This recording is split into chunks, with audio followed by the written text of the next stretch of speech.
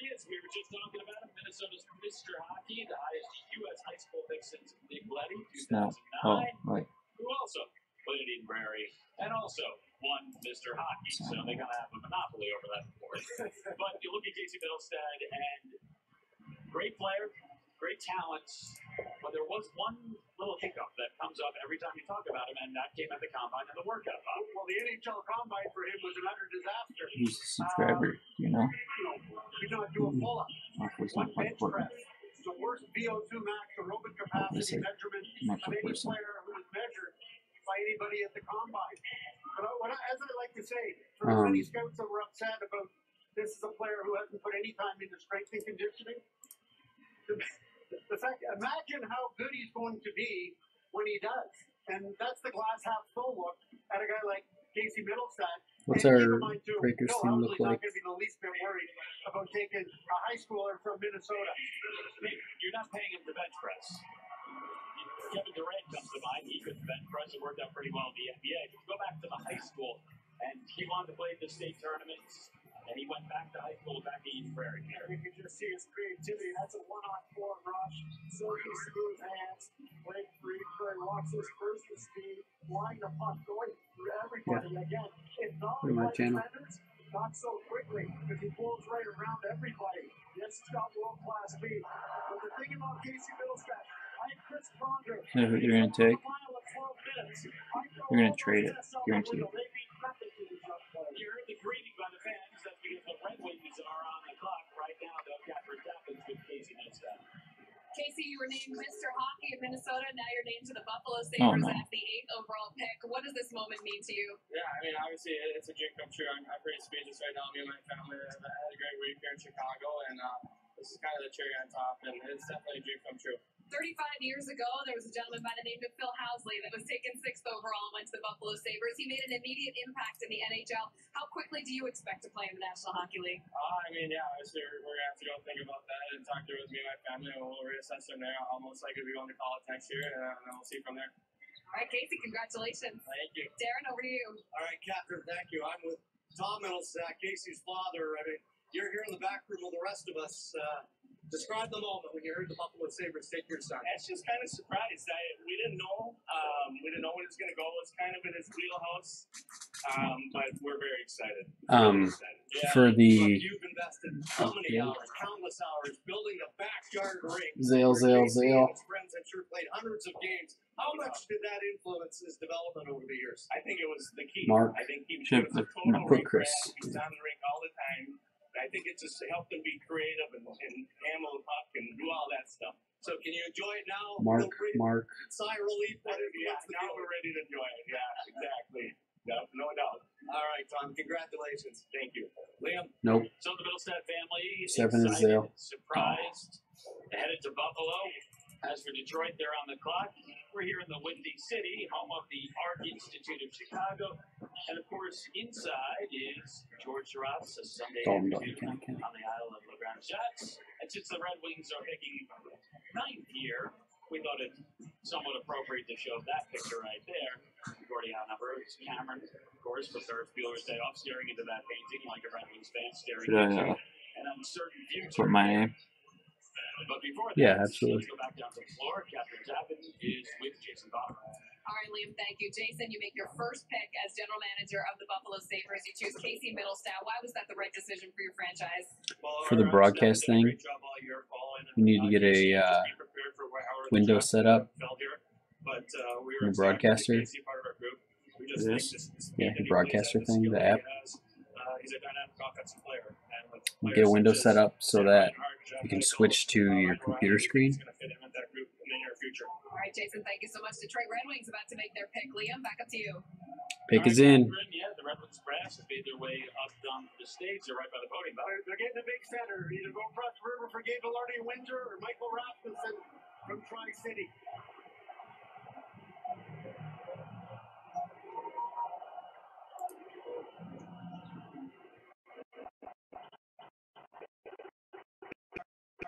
Owner Mr. I. So on behalf of the Ely family, Ken Hall of the Detroit Red Wings are proud to select from the Tri-City Americans of the Western Hockey League, Michael Rasmussen. So the pick is Michael Rasmussen.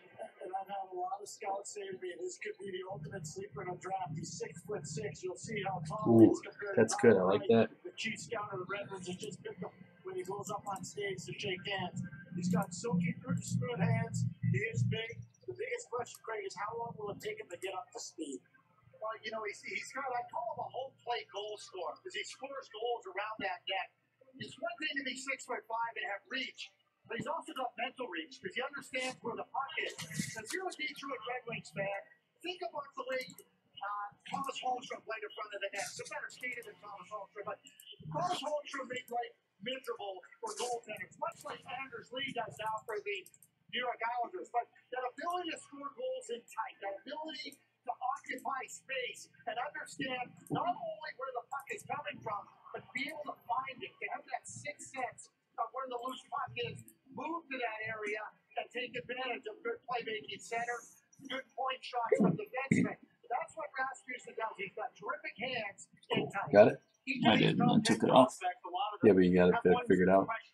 Not a fatal flaw by any stretch, but a I don't question know how mark. to switch The back and question forth mark for between them. So Rasmussen is, can he score at even strength? Does he have the skill to score at even strength? 53% of his points he got on the power play. That was the highest percentage of any player in the draft from the Canadian Hockey League this year. So that's going to be a question about him as to whether he can deliver at even strength. He was not invited. Canada recently announced the invites for national junior team. He was not amongst those that was invited to the camp. So you know you're going to get size. You know you're going to get help on the power play. And you also know that this is a guy who, despite, I think he had a large cast covering his wrist when he was working out. Broken January 10th. He scored the third best aerobic fitness score. So he's in shape. He's got the wingspan. But you're on the special teams. You're on the power play. You're Detroit. Jeez. This is what you're getting. So So Rasmussen yeah, getting 29 99 points points. on the power play, 55 total points, and 53% I like that, of his Mama. points come there. See how the 12-year-old can be playing. So right now, Michael Rasmussen, he's with our Catherine Depp. All right, Liam, thank you. I'm actually with General Manager Ken Holland. And Ken, you said you were targeting a centerman or a defenseman in this draft. What made Michael Rasmussen the right decision? Well, he can play center. Obviously, he's a big man with a lot of character. He's just named captain of Tri-Cities of the Western Hockey League. So we got a great big man with skill and a Just lot one of nice. character. You have not picked in the top 10 since Overtime? 1991, the Detroit Red Wings. How weird was it for you? A little bit weird. Certainly, it was a disappointing season, but certainly he's, being able to big pick man for Michael a was long time. a nice consolation prize. So the playoff streak came to an end this year, but you want to get back in that position next year. Are you looking more short-term or long-term for this franchise? More long term, but certainly our goal is to try to make some moves this summer internally and compete for a playoff spot. All right, Ken, thank you so much. Thanks.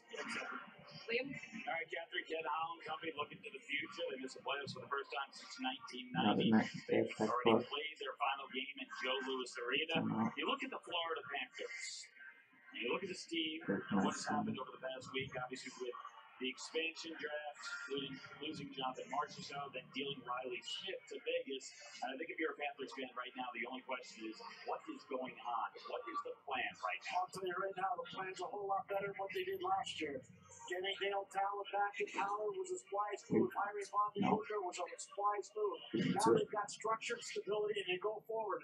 I didn't Still post have a very any. solid I core. was just Where seeing what they you fouled did. up was on defense last year. They never recovered Yeah, from their posted off-season that. moves based on Posted. analytics. of What's what this they up did with here? their defense. Now What's they this got a in? chance to I don't know. build it back I've up. never seen it before. Offensively, they weren't that strong either. They were 23rd in the NHL in goals per game. So you look to the future, you look to the draft, and Bob, what do you say? The obvious pick here is either to take the big center game Oh. already from the Windsor Spitfires, So I think I put or what the chef now button up the there. hard-driving Oh. shooting winger from the Huh? Mississauga Steelheads. I do know We already had it on there. We already had the shop now button on there. Up there? No, it was in a different spot. not just a shoot first It winger, was right here. he's a shoot only winger.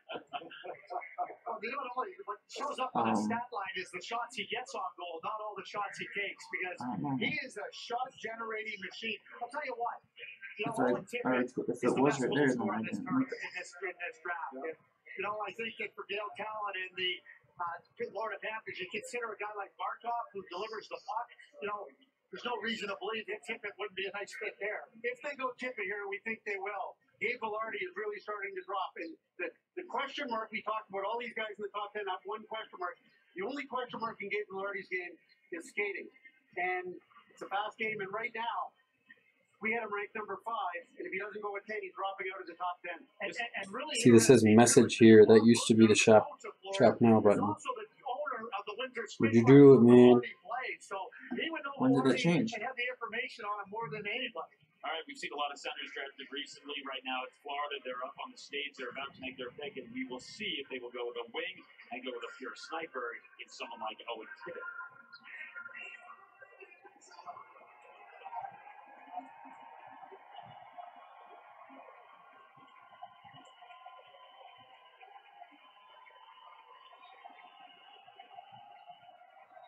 Right back at you.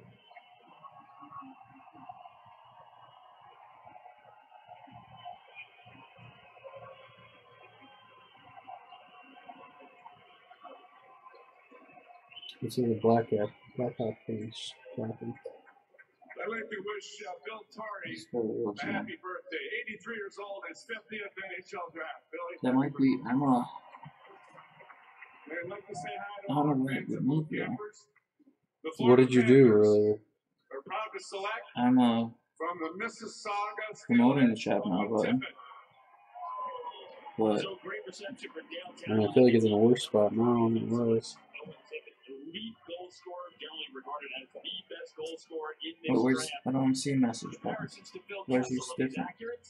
I think they are. And, you know, when you think about Owen Tippett, This is what it looks like to people that come to the page and aren't admins. from many areas on the ice, and they got a great release. The goaltenders just can't get a good read on, and that's what Tippett has in the same similar fashion of a Phil Kessel.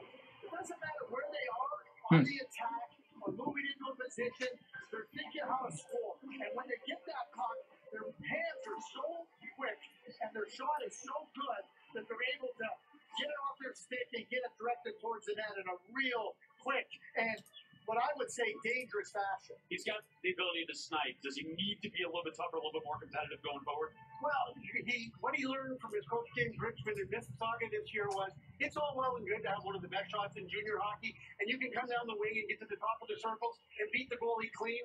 That's great in junior hockey. That's not going to work as well in the This is national what it looks hockey like league. on the website though. Was to try to get between the dots, get closer to the net, and score more goals from tight end. You said it, Craig.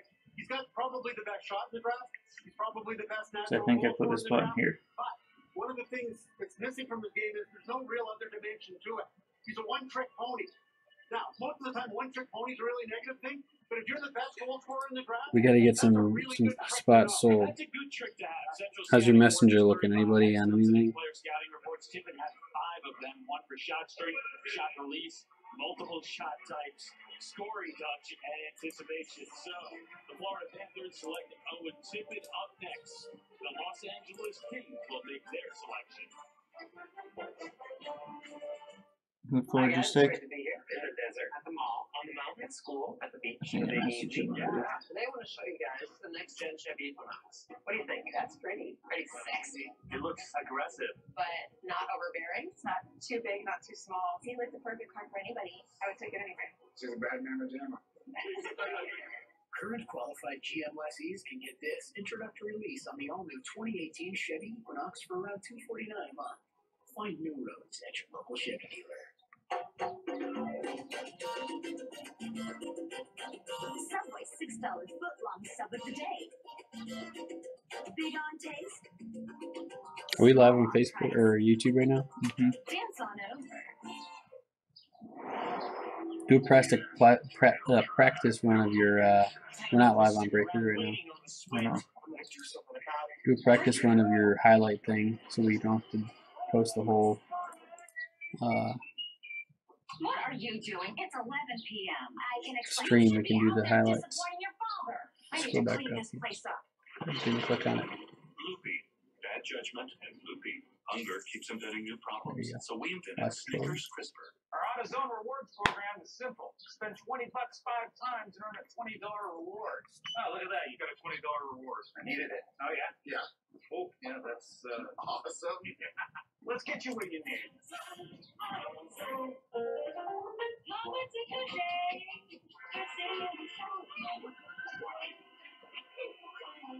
When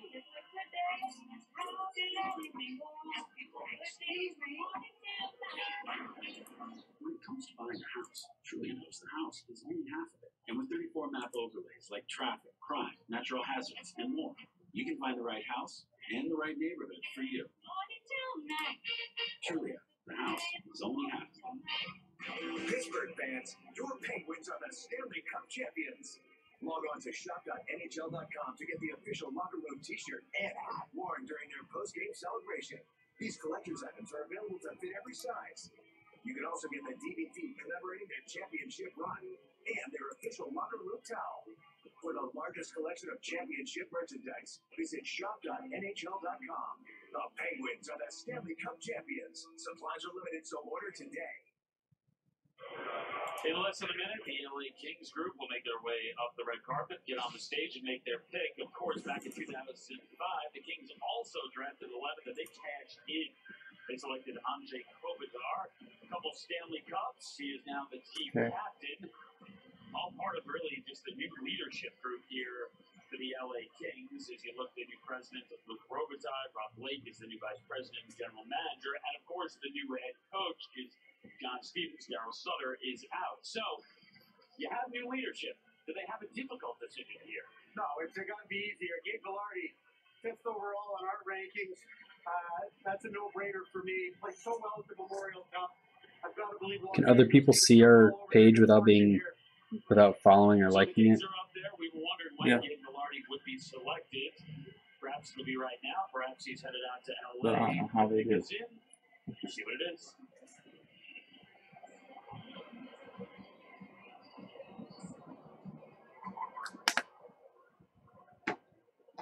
With the 11th section of the 2017 entry draft, the Los Angeles Kings select from the OHL Windsor Spitfires, Gabriel Vilardi.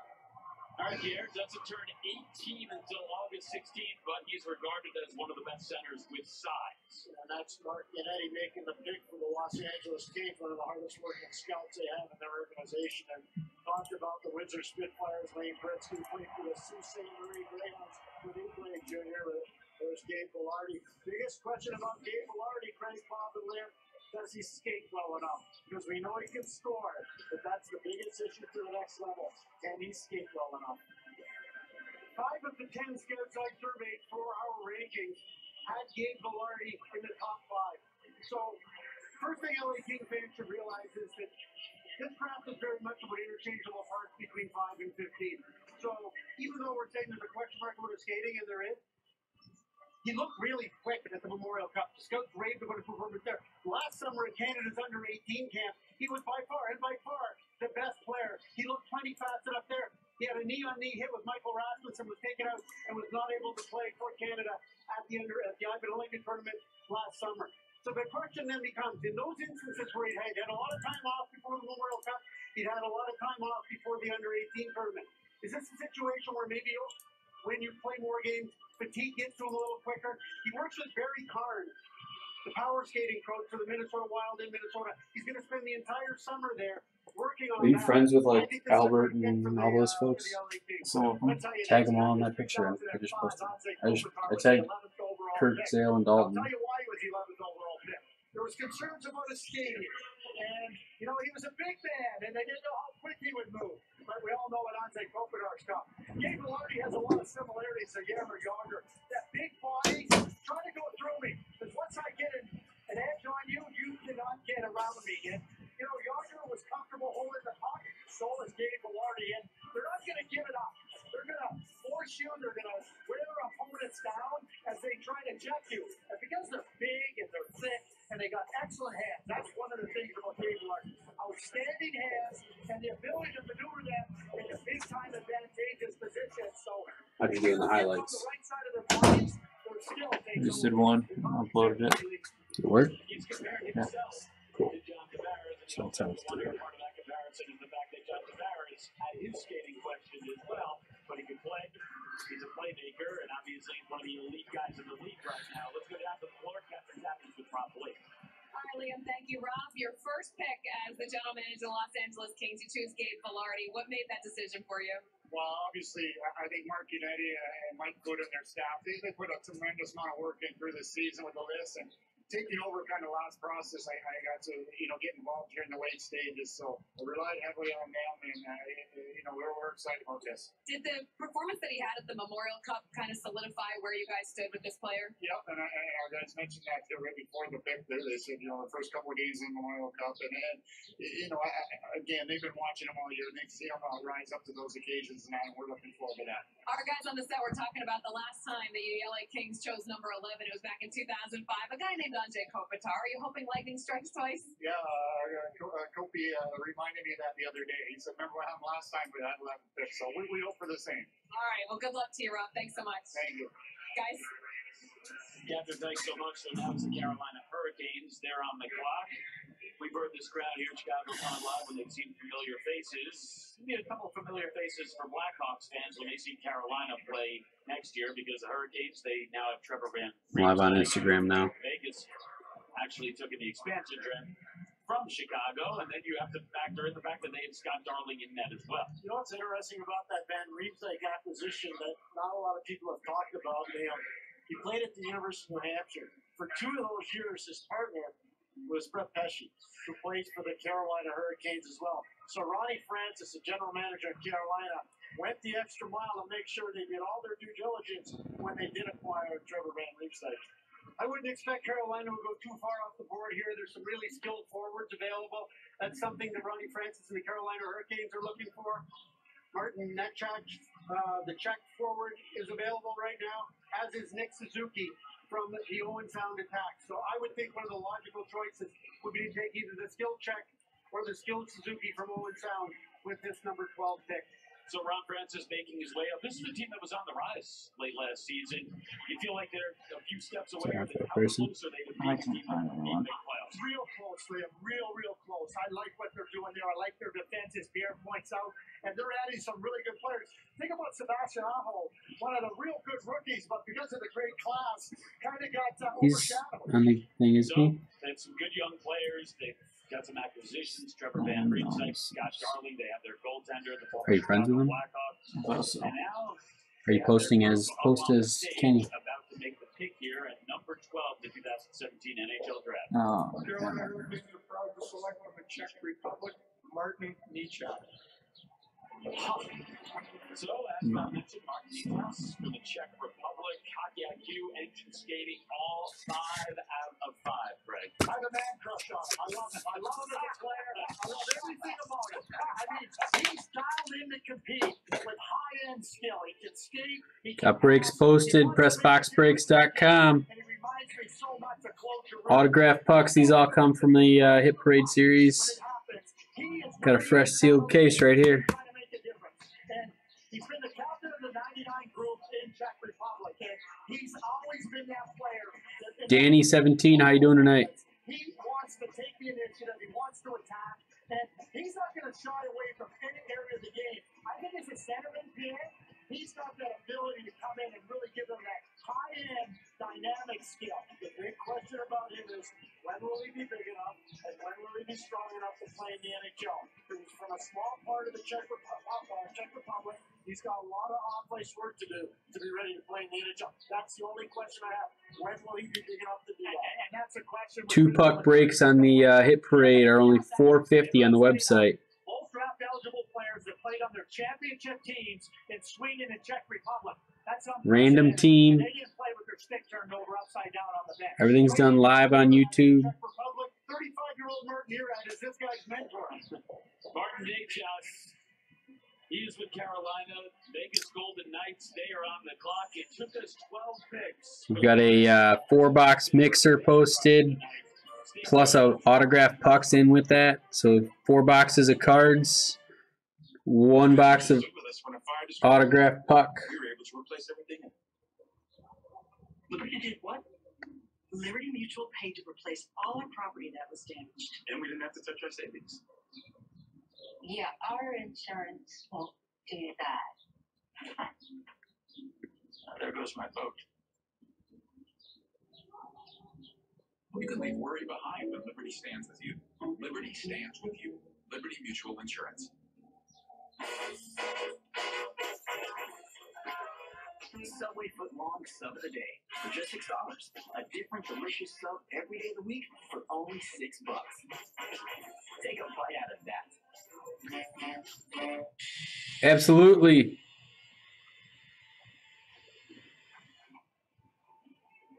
Where it girds. Sorry. Grab a spot, pressboxbreaks.com.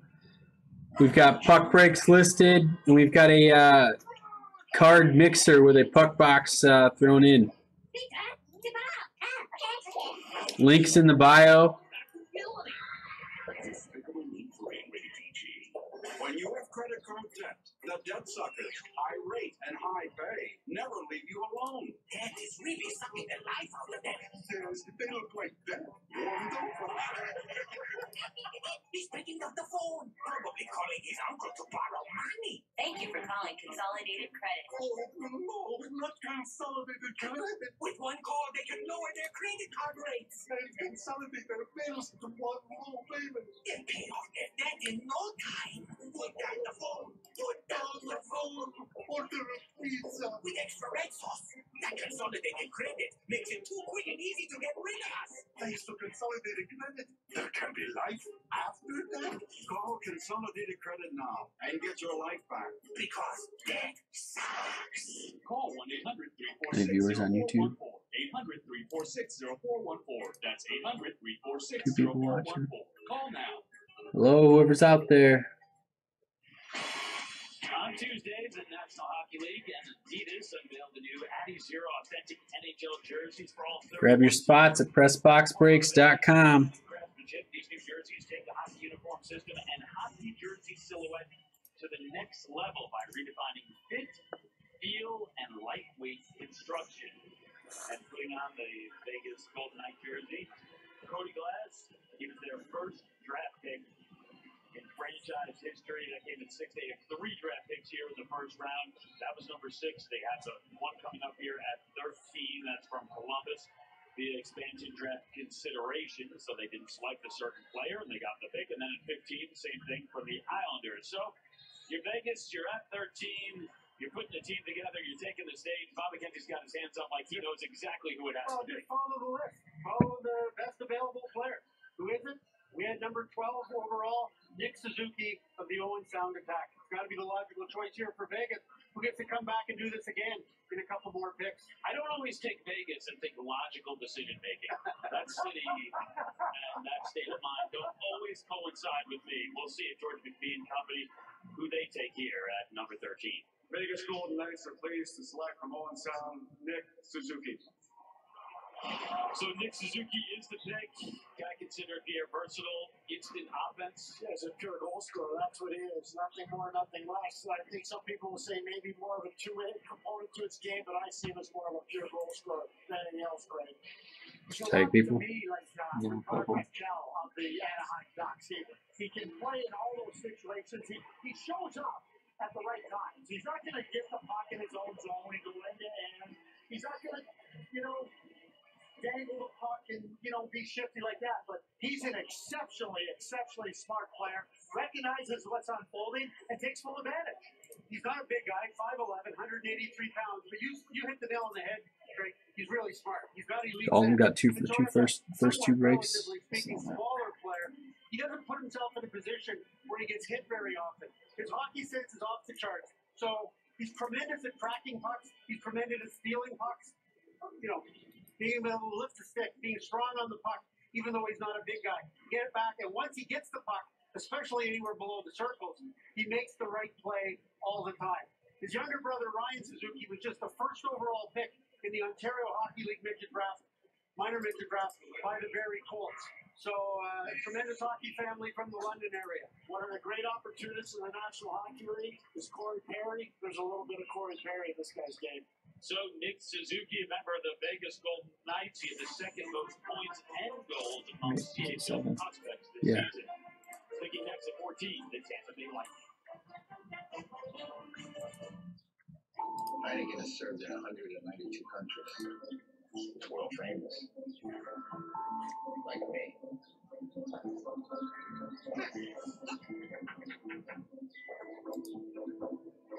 all the time.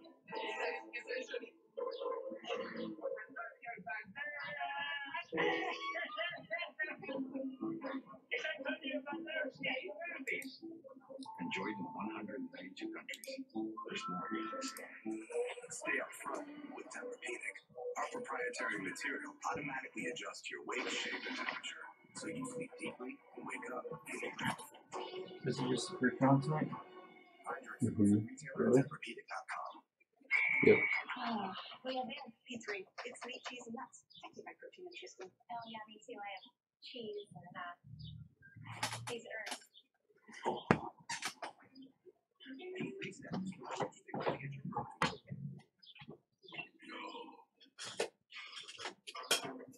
Did anyone get in?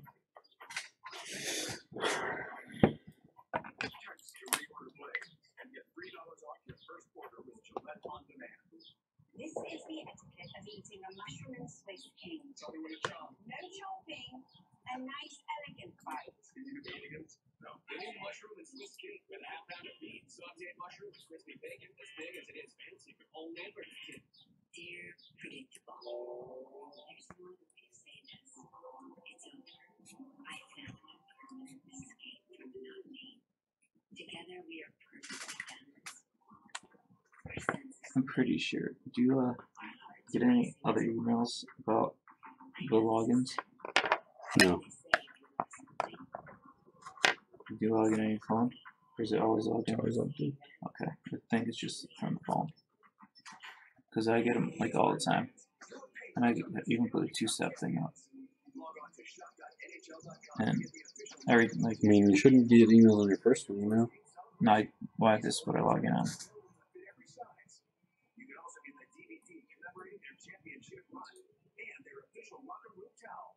For the largest collection of championship merchandise, visit shop.nhl.com. The Penguins are the Stanley Cup champions. Supplies are limited, so order today. And it's always like from the same spot.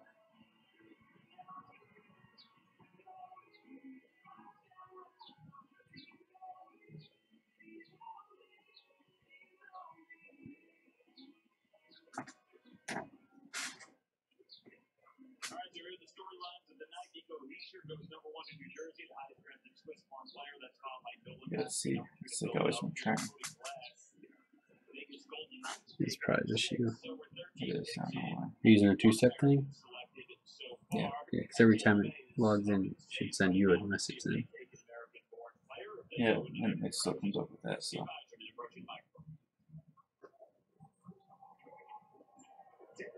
Tampa's very pleased to select the goalie of the Western Hockey League, Cal Foote. Well, he did take it a bit.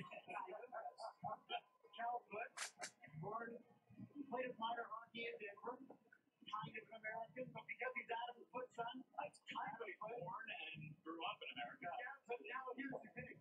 He's also part of Hockey Canada's program of excellence going forward. He decided that that's the team that he wants to play for.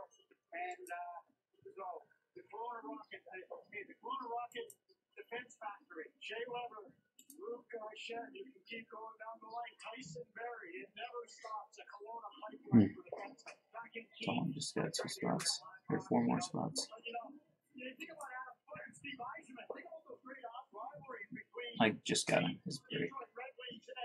Because once it fills, and I just add him as a friend.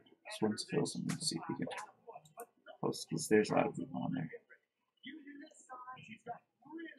You should like go back to school, like maybe 1st grade, and like learn how to write better. You write it then. No. A bad I handwriting. meant to print something out. I was trying to think what if we could put something on the board. We gotta get our logo. It'll be ready by last weekend. We're good. She's busy and she's doing it for free, so. really good future for Tampa Bay. Talking about a 19-year-old, turns 19 on Sunday, the nice overall pick from last year. So now, you saw the tape there. That's not all the men, because this skate is actually, it's not as big as Cal Foote's skate. He wears a size 16, so of course the player named Foots has the largest foot in the NHL. I worked on his foot speed a little bit, his agility, but his dad was just a beast to play against. Think about Tom Dalton last game. He's Dalton just brought 4 more spots to close, 6 spots to close it. Don't need to have Dalton do that. Since Dalton and Rosen. Someone's watching. Hey, whoever's out there, comment. Show us a comment. Let us know you're there.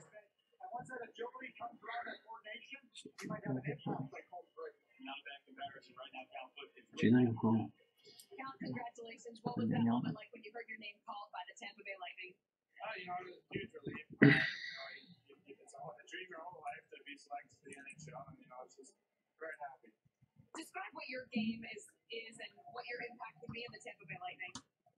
It's a two-way style game. I like to play defense, but I like to jump up and play as well. And I'm very excited to join the Lightning organization. So you were taken higher than your father, so bragging rights for you now in the family. And your father's actually standing by right now with Darren Drager.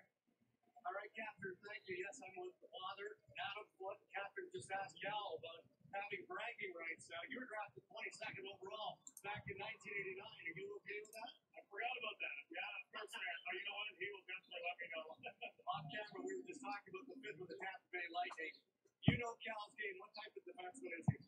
Well, I think he's a defenseman, like, you know, growing up with me around, and, you know, we learned the hard way. We lost a lot of games before we won, and just to try to play every shift what's needed, where it was time of the game, an all-around defenseman that could add some offense and shut down, so just be a complete player. Congratulations, Fort. Thank you, guys. All right, Leo. So, there's Calfoot's mother, proud parents everywhere in this arena right now. Calfoot. Should we open a pack of this?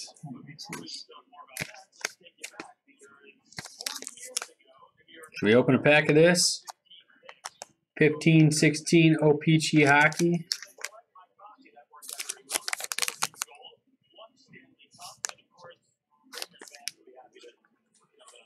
Should we open a pack, Kenny?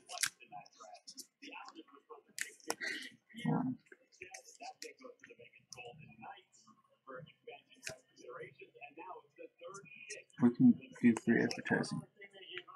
Oh, advertise free. Banner ad.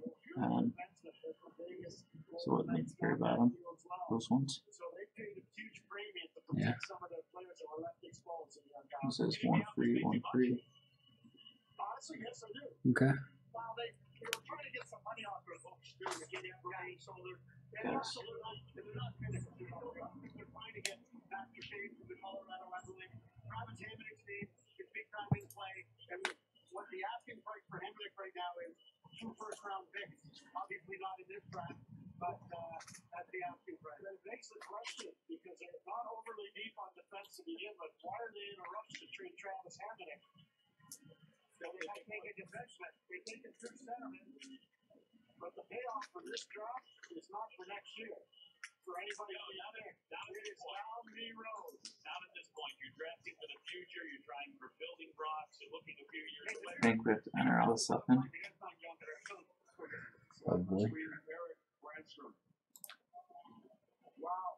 This is an undersized defenseman that has a rocket ship of a shot. A lot of people have compared him to Elias Ekstrom of the Winnipeg Jets. He is really good. And I've talked to a bunch of scouts and live in Sweden and watch him play all the time. And they say, this guy could be a real steal. He walks the blue line, Craig, and you've seen him, as well as most defensemen at any level. That's a key component to getting shots through from the back end. He's a bulldog. I don't care how tall he is, he's a bulldog. And he's in your face, he's competitive physically, he's got outstanding skill, great hands, great poise with the puck, and he's got that ability with his skating, that leverage underneath him, and he can go laterally. What's your phone number? 923? Yeah. Defensively to break up plays, you gotta be able to jump. Don't put a phone number in there. Great. Just try and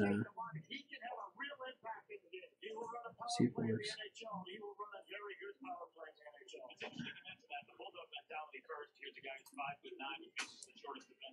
Live on YouTube. PressBoxBreaks.com. Grab your spots. Let's fill some breaks. Would you use that your comment or there? Mine. What'd you say? So hey, what's up? Who you talking to? Whoever's watching us. Use the comment feature. Let us know you're there.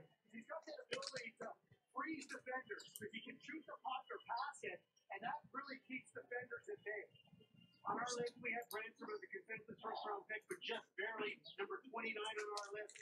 Of those 10 skill site surveys, only one had him in the top 20 of this draft. Everybody else had them 20 to 30 or outside the first round. That's what's different about this draft than previous drafts that we've done.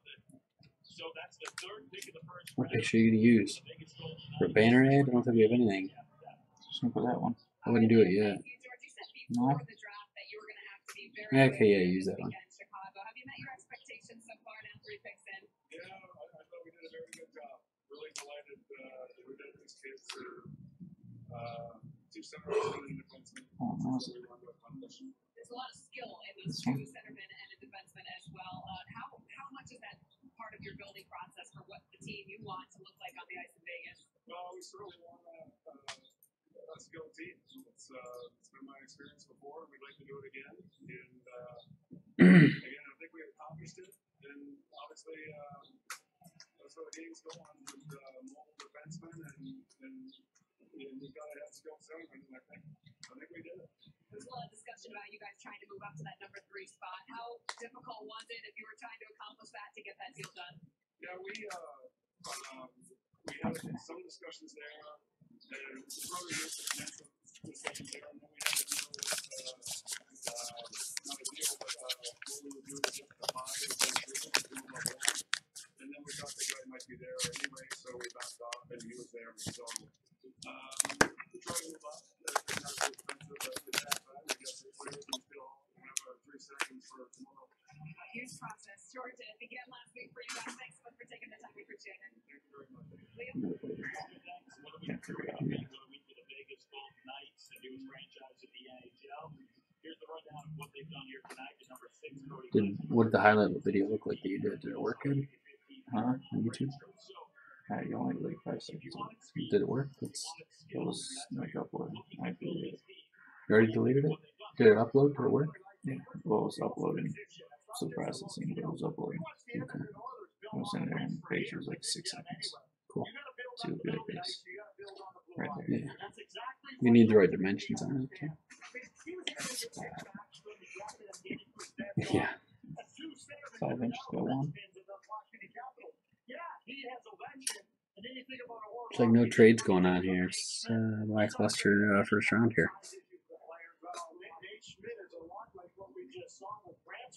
Very similar build, very similar skill set. It's going to be fun to watch as teams grow in the desert of Vegas. All right, at number 16, it's the Calgary Flames. And in the playoffs, they selected Matthew Tkachuk last year in the first round. He had an instant impact for that team, both offensively and physically. Now, you're probably looking to the future. At number 16, it's the Flames. Their pick is in. Our best available is Val Mackey, finished defenseman who played in the Western League. Calgary Flames are proud to select from Tri-City, the Western Hockey League, Juuso Valimaki. Okay, Bob. Juuso Valimaki from Finland. It's a big night here for Finnish prospects. First round draft. Finland's just a factory right now. There's no country, given their per capita, the number of arenas, covered arenas, and kids registered in hockey, no country develops per capita better players right now than the Finns. The simple fact of the matter. And what's interesting about Valimaki is that he made the decision to come over and play 2 full years in the Western Hockey League. And while the Finns do a tremendous job of getting them, developing those players, there's also an added bonus for a lot of these Finns to come over and play in the Canadian Hockey League, make the quicker adjustment to the smaller ice, make the quicker adjustment to the language. How different the entire Canadian is over with them and was with them for much of this season. One of the, you think about Finnish defense, this is the first time in the history of the draft that 2 Finnish defensemen have gone in the first round. So, it is a factor. And for me, Juuso Valimaki, I call him a workhorse defenseman, much in the mold of Mark Giordano, the captain of the Calgary Flames. So, when you consider that he's going there, he plays that style of game. He'll jump into the playoff defensively, he's got a good shot, but he's a What should I say to him about he's in it for winning. How far away? our Briggs? Maybe after a year, Just say we've got a full case of pucks we're looking to break tonight. Do you mind if we post in your group? maybe if he shows something in training camp, it could be closer because he is a late birthday. Players born after September 15th, 1998, that weren't eligible for last year's draft. Why? So perhaps he has This is not letters and balls. Try it. We're live on YouTube. Keep listening in. What's up?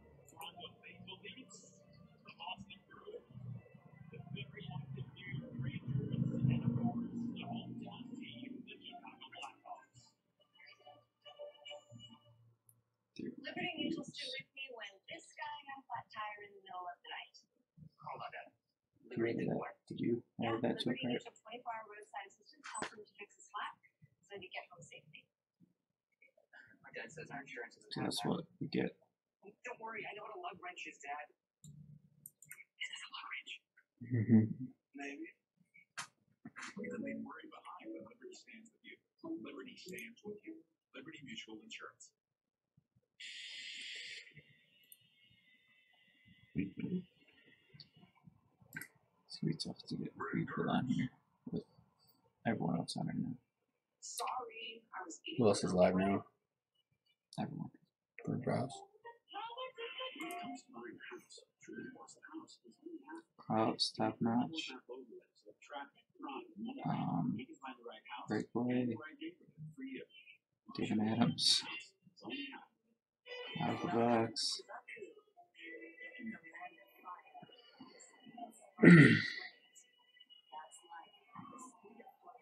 You just gotta be on. People gotta start recognizing our names. When you have credit card debt, the debt suckers, irate and high pay, never leave you alone. It's good luck. Benefit of Gabe squeezing there. I was getting glare right there, and it's in there, I think, on the YouTube one.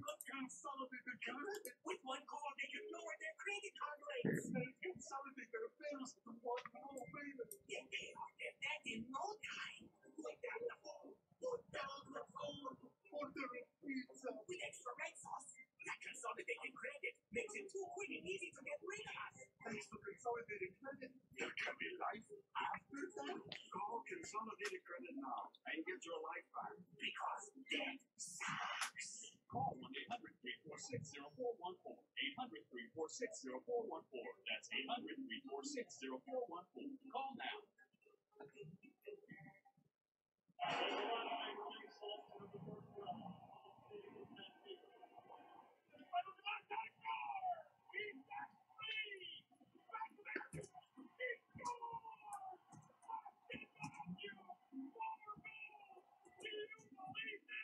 There's no questions. He lived up to, it exceeded any expectations. Reread this one. I need it. Yeah.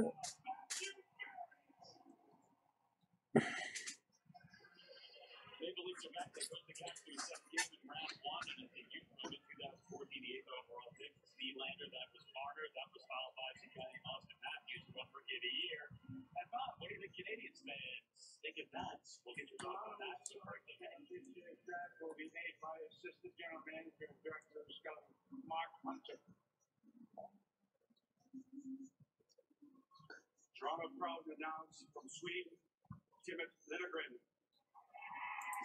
Right, so Timothy Liljegren from Sweden, the defenseman. We talked about Heischer rising up the rankings from a mid-first round pick to number 1. This is a guy who was preseason number 2. Then he was ranked 16th. He gets taken here at 17th. Star-crossed season for Timothy Liljegren. You know, Mark Hunter told me, he said he went over to Sweden and watched the play. He said, I got him in one game for 40 seconds. That's all he played. He played on 5 different teams this season.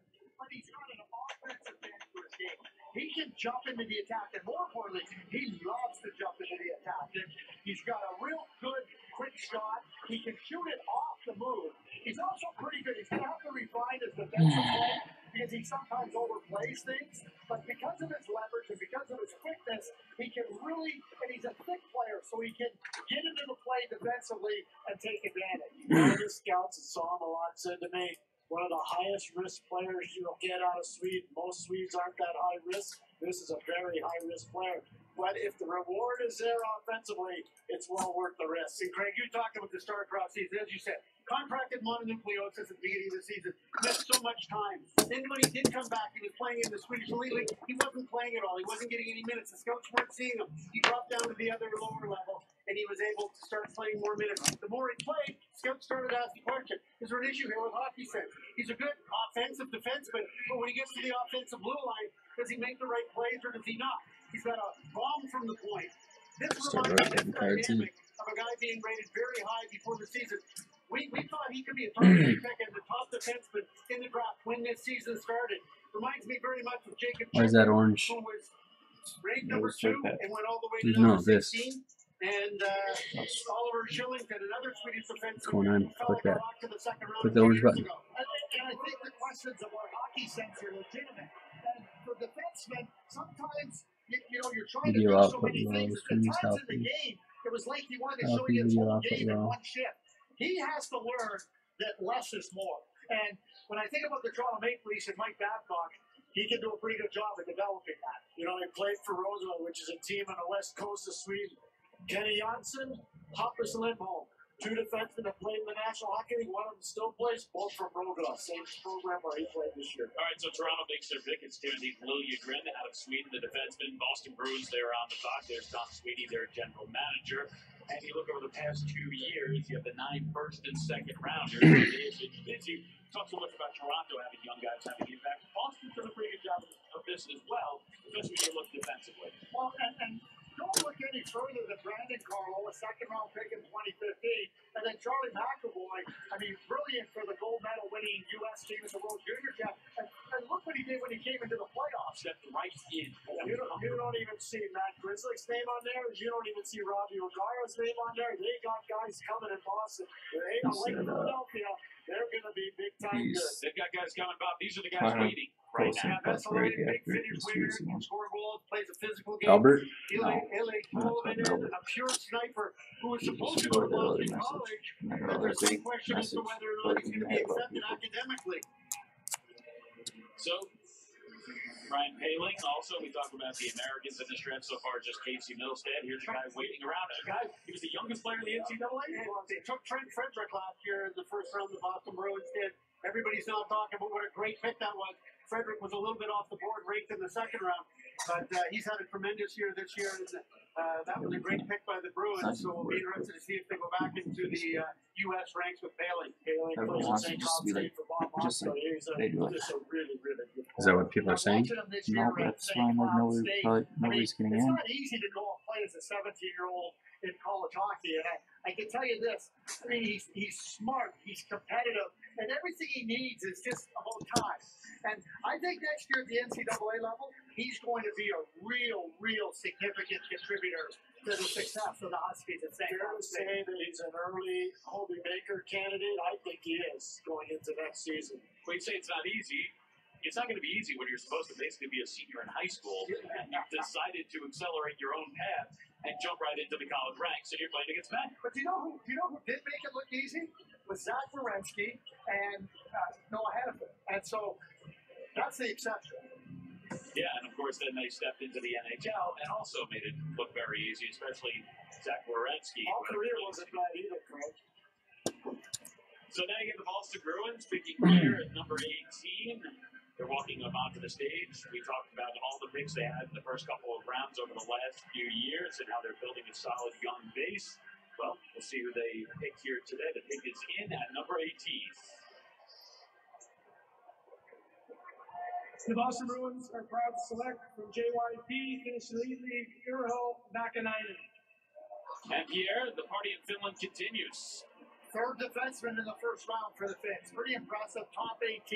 We saw what happened last year. 3 of the top 5 picks were Finnish players. 3 defensemen. Exceptional skater. He can really get the puck under pressure and get it out of the zone. And, you know, Don Sweeney, the general manager, he must just have a little bit of a bench and a little bit of a likeness for those defensemen that can skate. But Donnie was a pretty good skater. Torrey Krug takes him in. Absolutely. He switched it I again. don't know if he's got the offensive ability, but he's got the skating ability. He reminds me in style to Jonas Godin of the Minnesota Wild. And, you know, those are effective players. If he develops some offense, he'll be that much better.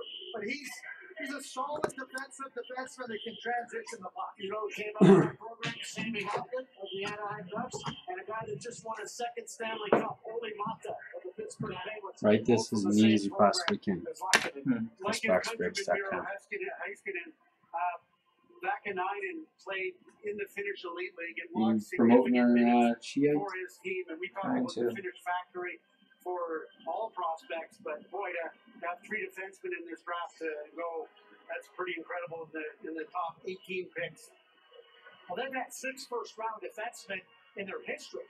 So now they got 3 here in the top 18 of the draft. We had 5 Finns ranked in our top 31 and another 5 Finns ranked in the second round from 32 to 62. Just amazing. And Vakanainen, the latest to be picked, he's the newest member of the Boston Bruins. A defenseman, can really skate, ranked 4.5 out of 5 in skating. He's compared himself to Hampus Lindholm, to Oliver Ekman Larsson, says he's a two-way D-man. As you look at the hockey sense at 4, the competitiveness at 4. Hands at 3, defensive play at 3.5, but again, a young player, so things to work on. You would expect him at this stage in the draft. And you talk about defensive play real quick. Sometimes it's not that you're not aware of it, but they play a little bit safer. You got to get up in space to be well in the NHL. All right, so the Boston Bruins made their pick. Their GM, and it's Don Sweeney. He is with Captain Gap. Don, you make the number 1 overall pick, and it's a defenseman. What did you see out of this player that made you really want to choose him? Well, we found that we went to 10 defensemen in the playoffs this year, and you can't have enough of them. We found that Gerho really covers ice a lot, great skater.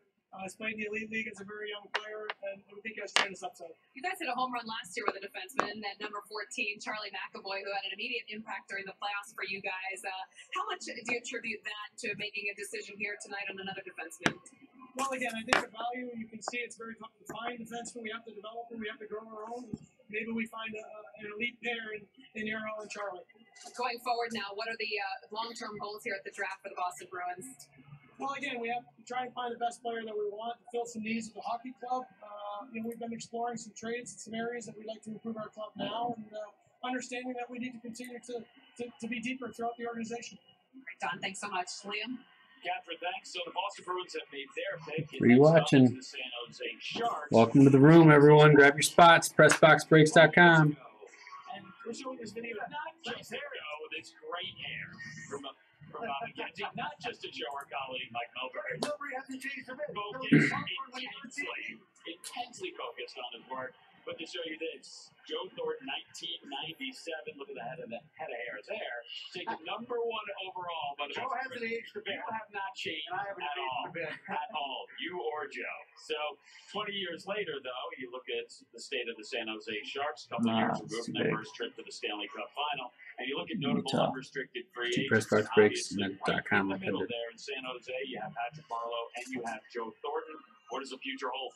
Well, Joe wants to be back in San Jose, and San Jose wants Joe back. It's just a matter of sorting out what the contract would like to be. In a perfect world, Joe's always signed 3-year deals, and Joe would like to get another one of those, but at his age now, the Sharks maybe don't want to do that. So it's just a matter of sorting out. If you do a 1-year deal that works, and take it from there, but I'd be very surprised if Joe and San Jose can't get something done here.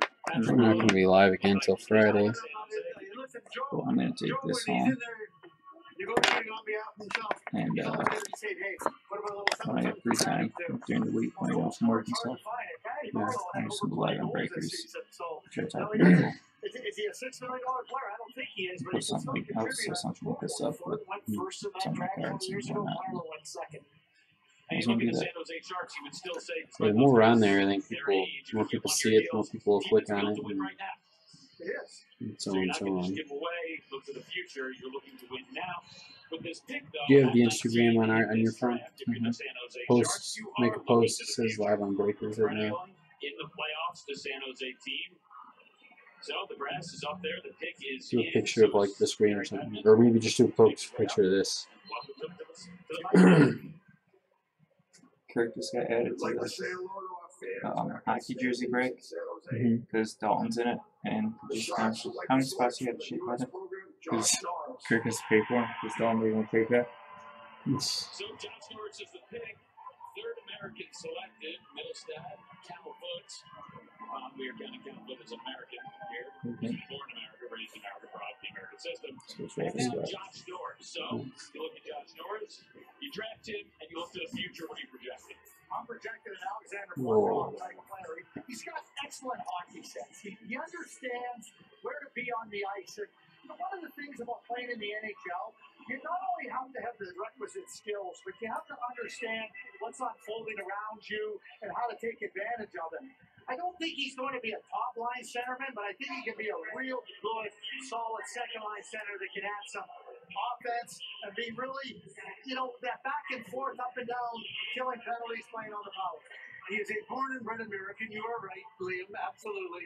But I'll tell you what, he's got some good Newfoundland, Canadian blood.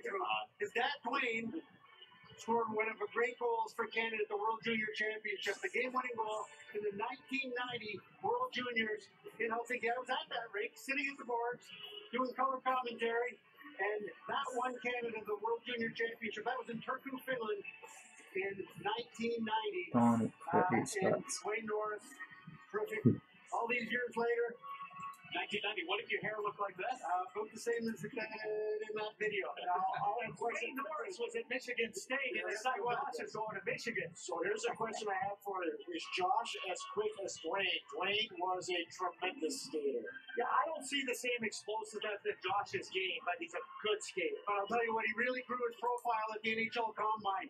And everything that Casey Middlestat wasn't in terms of the strength and conditioning aspect of the Combine, this guy blew everything off the charts. But you're right, Frank. The question the scouts want to know is, can he be more than a third-line center in the NHL? Is there an offensive dimension that will allow him to be higher up the lineup? Hey, worst-case scenario isn't there isn't, and you're going to get a guy that's going to be a real good, reliable top-3 center in the National Hockey League. And Bob, to your point about the fitness, and in the NFL we talk about combine freaks. Well, first in pro agility left, first in pro agility right, first in peak power, first in vertical jump, first in standing long jump, second in meat power, fourth in bench press. So you've got a guy who is in some serious shape, a legit athlete coming in here. So we look at the Americans in the draft, and these are Bob McKenzie's rankings, Casey Middlestat. He has been drafted 8th by Buffalo. You look at Cal Foot, drafted 14th. There's more hashtags on there. Like what? I don't know. As you may hear around me, the St. Louis Blues are on the clock, and the Chicago Blackhawks fans have welcomed them. But for now, let's go down to Dallas. Liam, thank you very much. I'm actually here with Josh, but I asked him if he brought Dustin to troll with him. His Lucky Charms, we had to go back and actually get the jacket. Tell me the story behind this Lucky Charms. It's certainly lucky again today. I mean, we didn't have a great first half this year. My mom was thinking of ways to kind of give me a boost, and she went and bought this troll. And ever since then, our season really took off, so I give a little bit of credit to Dustin. And now you're about to take off as well. Hold this up for us a little bit. Dustin the Troll contributing here, I would imagine, with the luck, but certainly a lot of hard work as well going into being drafted here by the San Jose Sharks. Yeah, it's a dream come true. I'm so excited to join the Sharks organization and to have my family and friends here supporting me. I don't know how I could ever repay them. I'm so thankful for them. Part of that family, your father, Dwayne, in attendance. We saw you give him a nice warm embrace there when you were selected. What has he meant to your hockey career? Yeah, he's been great for me. Obviously played for a long time and someone I've looked up to my whole life, so I'm very thankful for my dad. So Josh and Dustin the Troll, the newest members of the San Jose Sharks. I love it. All right, Liam, back up to you. So we get the good luck charm there. The Troll. Josh gets drafted. His father, Dwayne, you mentioned, he was drafted number 127 by Quebec back in 1990. And now we're up to the St. Louis Blues. 2 picks here in the first round. The first one at number 20. Lots of change here in the Blues organization. Ken Hitchcock was fired in February. They promoted Mike Yeo. Then this is a team that you got to the deadline, and they were sellers at the deadline. Kevin Shattenkirk, he goes to the Caps. They get that extra first-round pick.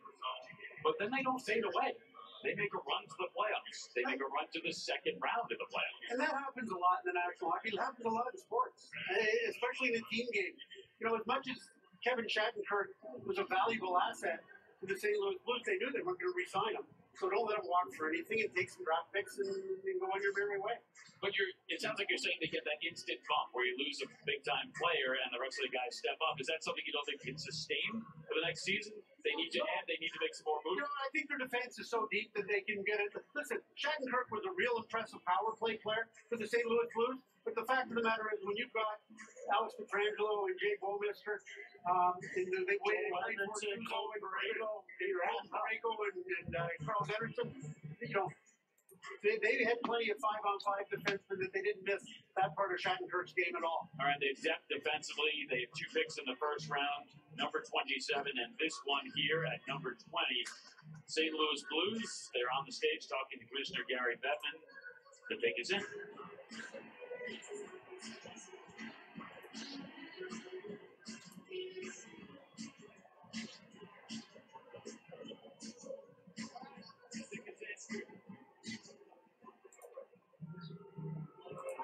St. Louis Blues are proud to select from the OHL London Knights, Robert Thomas. When we were doing our research and going through all the notes, and we're asking for pronunciations for a lot of names, Robert Thomas's name did not come up. Robert Thomas is center from Canada. When you look at rankings, Hockey IQ, Engine, Hands Bob, they were all 4 out of 5. Yeah, tremendous playmaker. Didn't skip. He had 60 goals and 50 assists for the London Knights. Now, that's because he is a better playmaker than he is a goal scorer. But that's also a function of being on a London Knights team where you're playing behind a lot of really talented guys.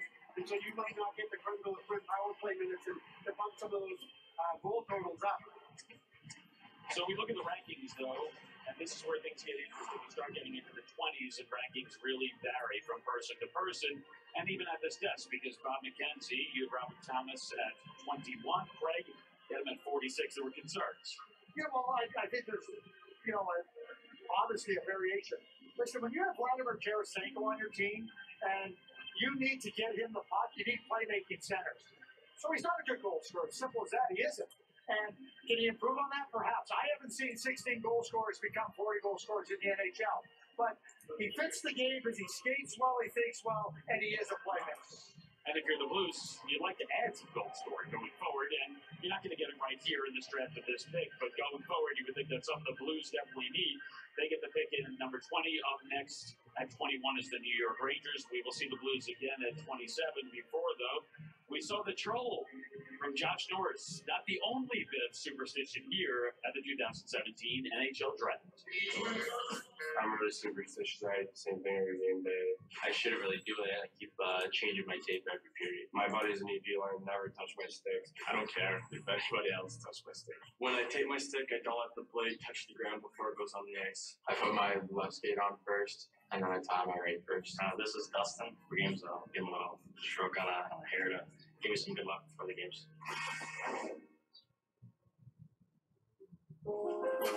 Hello Window Designs. They're tested from -40 to 140 degrees Fahrenheit and subjected to wind-driven rain. They're even engineered to stop hurricane debris from penetrating your home. All with distinctive style that goes beyond the ordinary. Hello Windows and Doors. Perfectly beautiful.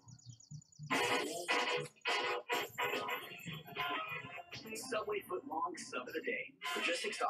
A different delicious sub every day of the week for only $6. Take a bite out of that. Do you remember when your first tackle box seemed like your very own treasure chest? To keep the tradition going at Bass Pro Shop's Family Summer Camp, test your casting skills, make a craft, and take in a workshop and earn a collectible pin, all for free. Plus, get great deals during our Star Spangled Summer Sale, like your choice of select men's tees and heelys for under $10. And Hey. Bass Pro Tinder and You Cake have any beer? for under $50. You have any beer? Bass Pro Shops, Beer? your adventure starts here. Still try. No hoping. I've had enough of this sitting around waiting on the switch. I'm going to do something about it. Richard, no!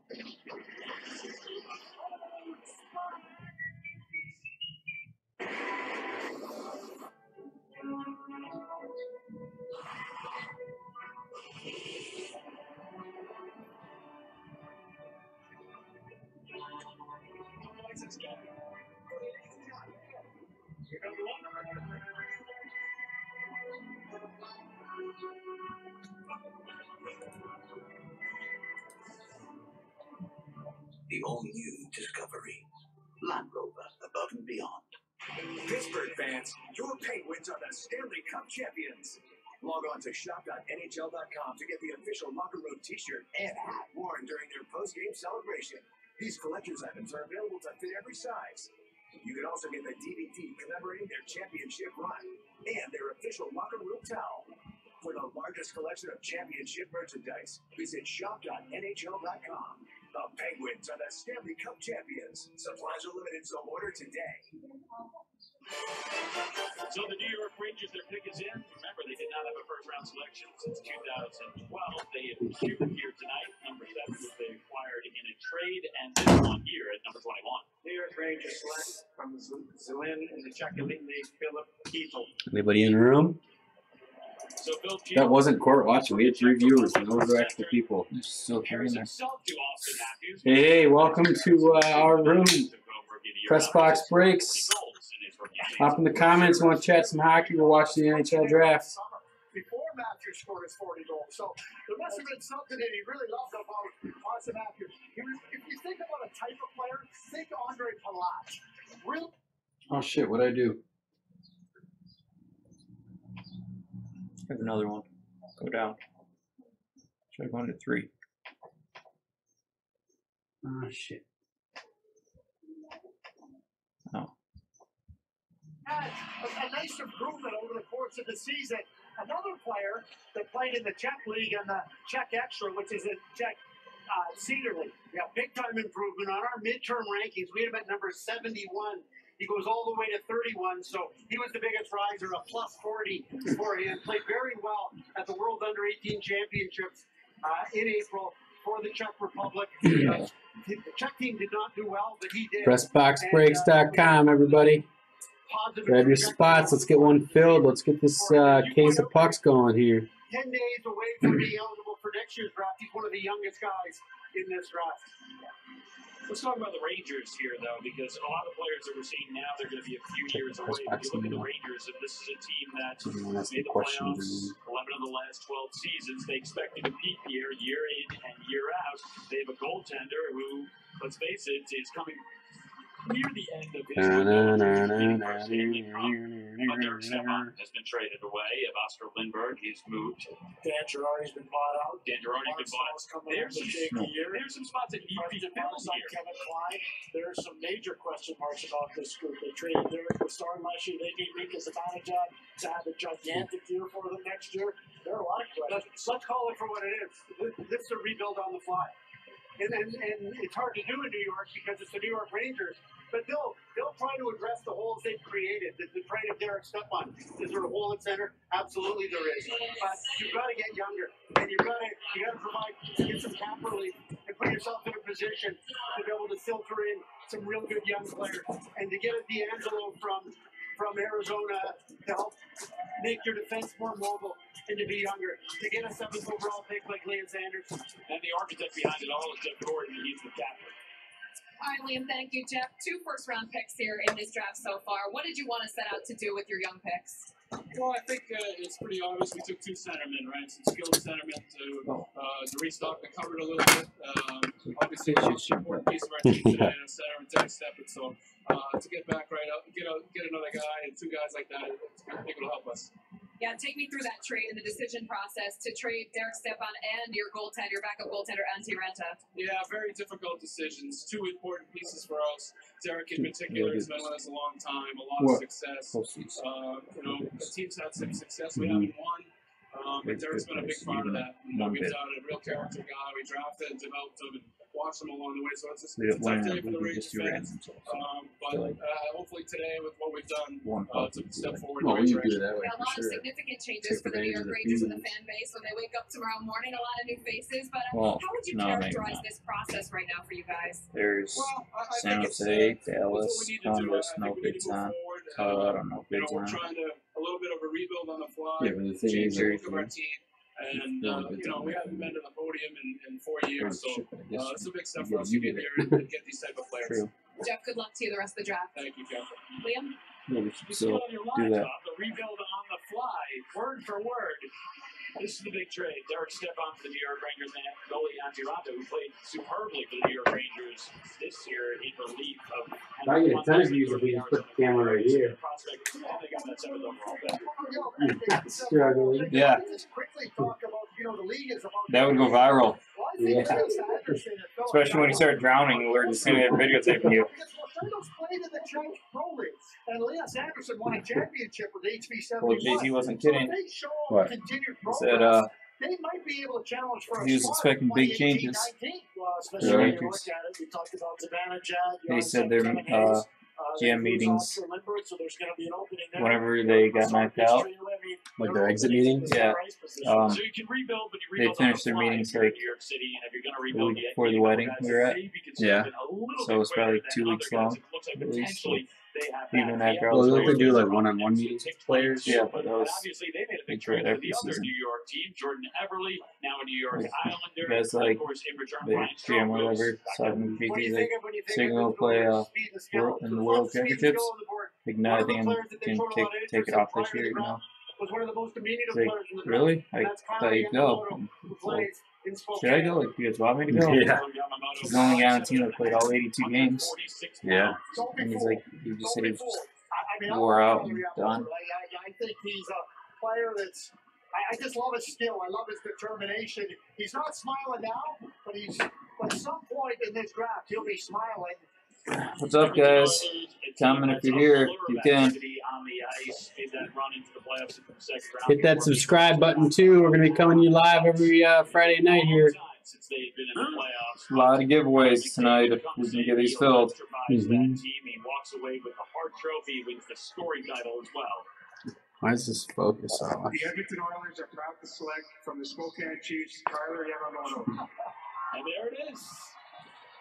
Kyler Yamamoto is a player that you love. Is this man crush number 2 of the night? He's a smiling assassin. He's always got a smile on his face. He's got one thing on his mind when he's playing hockey. What I got to do to take you out and win the game for my team.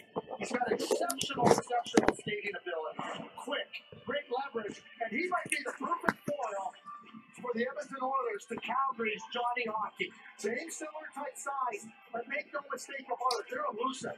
They are. This came out of our last case, the Hit Parade Series 6. Good luck. There's not a record book for the NHL draft per se, but to our knowledge, Yamamoto is the shortest and lightest elite prospect that we can remember. NHL records are somewhat incomplete, but he's the shortest first-round pick ever, eclipsing Jordan Schrader and Sergei Samsonov, and he ties a goaltender, Jean-Francois Danfus, in 1997 to the Devils, as the lightest ever first-round pick in the NHL. Let's go back in Spokane Chief history. Compare him to Tyler Johnson, a former Spokane Chief. Yeah, very, I think different types of players. Tyler was a centerman who could control the pocket, had an exceptional mind for playmaking, and I'll tell you what, though, the similarities, and they're both from Spokane.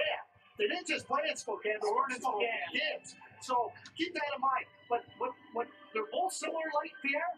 They are great competitors. They will not I want to throw these open so bad. to be pushed out of the game. And if you're an opponent against them, good luck trying to do it. And Tyler Johnson's mom, Debbie, helped teach Yamamoto how to skate. So there's another connection there. Tyler Johnson and Yamamoto, they trained together in the summer, and tremendous amount of pride there in Spokane. I just got to say this quickly. You think about Connor McDavid, and you think about Leon Draisaitl up the middle of the ice. You think about Jesse Pugliarvi, their pick last year, now Kyler Yamamoto. Skill, they got it. And if you're worried about height, well, just look at the top scorers under 6 feet, 2016, 2017 season. Nikita Kucherov goes 5'11". He put up 40 goals. Brad Marchand, not exactly the biggest guy on the ice, 39 goals.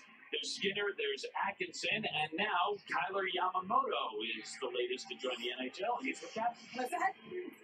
The jersey is a bit big. Tell us about how it feels to be drafted by the Edmonton Oilers, and tell us about your size here, Kyler, because everybody talks about it. That's what I'm Yeah, I'm a smaller player, but being drafted by Edmonton, this is the team I wanted to go to, and I'm super excited. Scrolling through and seeing. Words can't describe how excited I'm right now. Well, many people compare you to Johnny Gaudreau, who you will now be battling against in the Battle of Alberta, going head-to-head. But how does that comparison resonate Gotta with make sure we have good content He's a too. smaller guy, skilled guy, and he likes to go to the dirty areas too. And I grew up watching him, and he's an unbelievable player, and I'm looking forward to playing against him.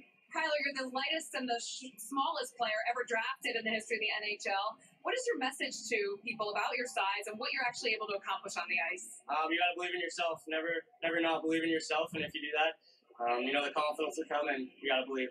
You've already had 3 seasons in the Western Hockey League. How quickly is it going to be before you get to the National Hockey League? Yeah, it's a tough one. You know, I think 1 or 2 years, and maybe even this year. You know, I have a lot of confidence in myself, and you know, I'm going to put my best foot forward, and hopefully see where that goes. All right. Well, we look forward to seeing and watching you grow into this jersey over the years. Kyler, thank you so much. Thank you. Guys? Captain, thanks. He's a confident kid, Bob. Hey, small but mighty. First in VO2 max at the combine. Second in pro agility left. Second in pro agility right. Third in peak power. Fourth in mean power. Sixth in pull-ups. 15th in bench press. Forget under 5'8", 146 pounds. To do that well in all the strength and conditioning aspects, the size is not an issue. All right, he's got the speed, he's got the endurance, he has the drive and the determination. Now he's in the NHL, the smallest first-round pick in NHL history as far back as we can see. If you look at the Arizona Coyotes, of the number 23, the pick is in.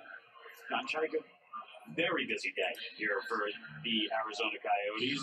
He starts with the fact that they acquire a 3-time Stanley Cup winner from the Chicago Blackhawks in exchange for 2 young players, but then they also go out and they get Derek Stepan, and they get the goaltender, which they needed from the New York Rangers, and in exchange they give the 7th overall pick and a prospect in Anthony D'Angelo. They lost their coach today too, and they're going to have new leadership. Tippett is out. They will be looking for a new. They're looking for a new head coach right now. So as they go to the podium to make this pick, obviously we don't know head coach direction, but what do you think about the moves that they made today, player personnel? Well, the irony is that Dave Tippett would love to be in a position where he gets some veteran players, and they were on a youth movement, and I now want to be Tippett's selling leaving, our and they added home opener Chalmers, and tickets. they've added some guys that can play right now to make the team Home openers on better for the October here and 5th, Little now. Caesar, And protect their younger players. and Younger players don't our have due to be date for the baby exposed to is greater October 8th. challenges than they're ready to handle Either at I'm going to have a the brand present new time. baby, or could be going into labor at any second. I mean, I could always go. Thank you to the great city of Chicago and the Blackhawks organization.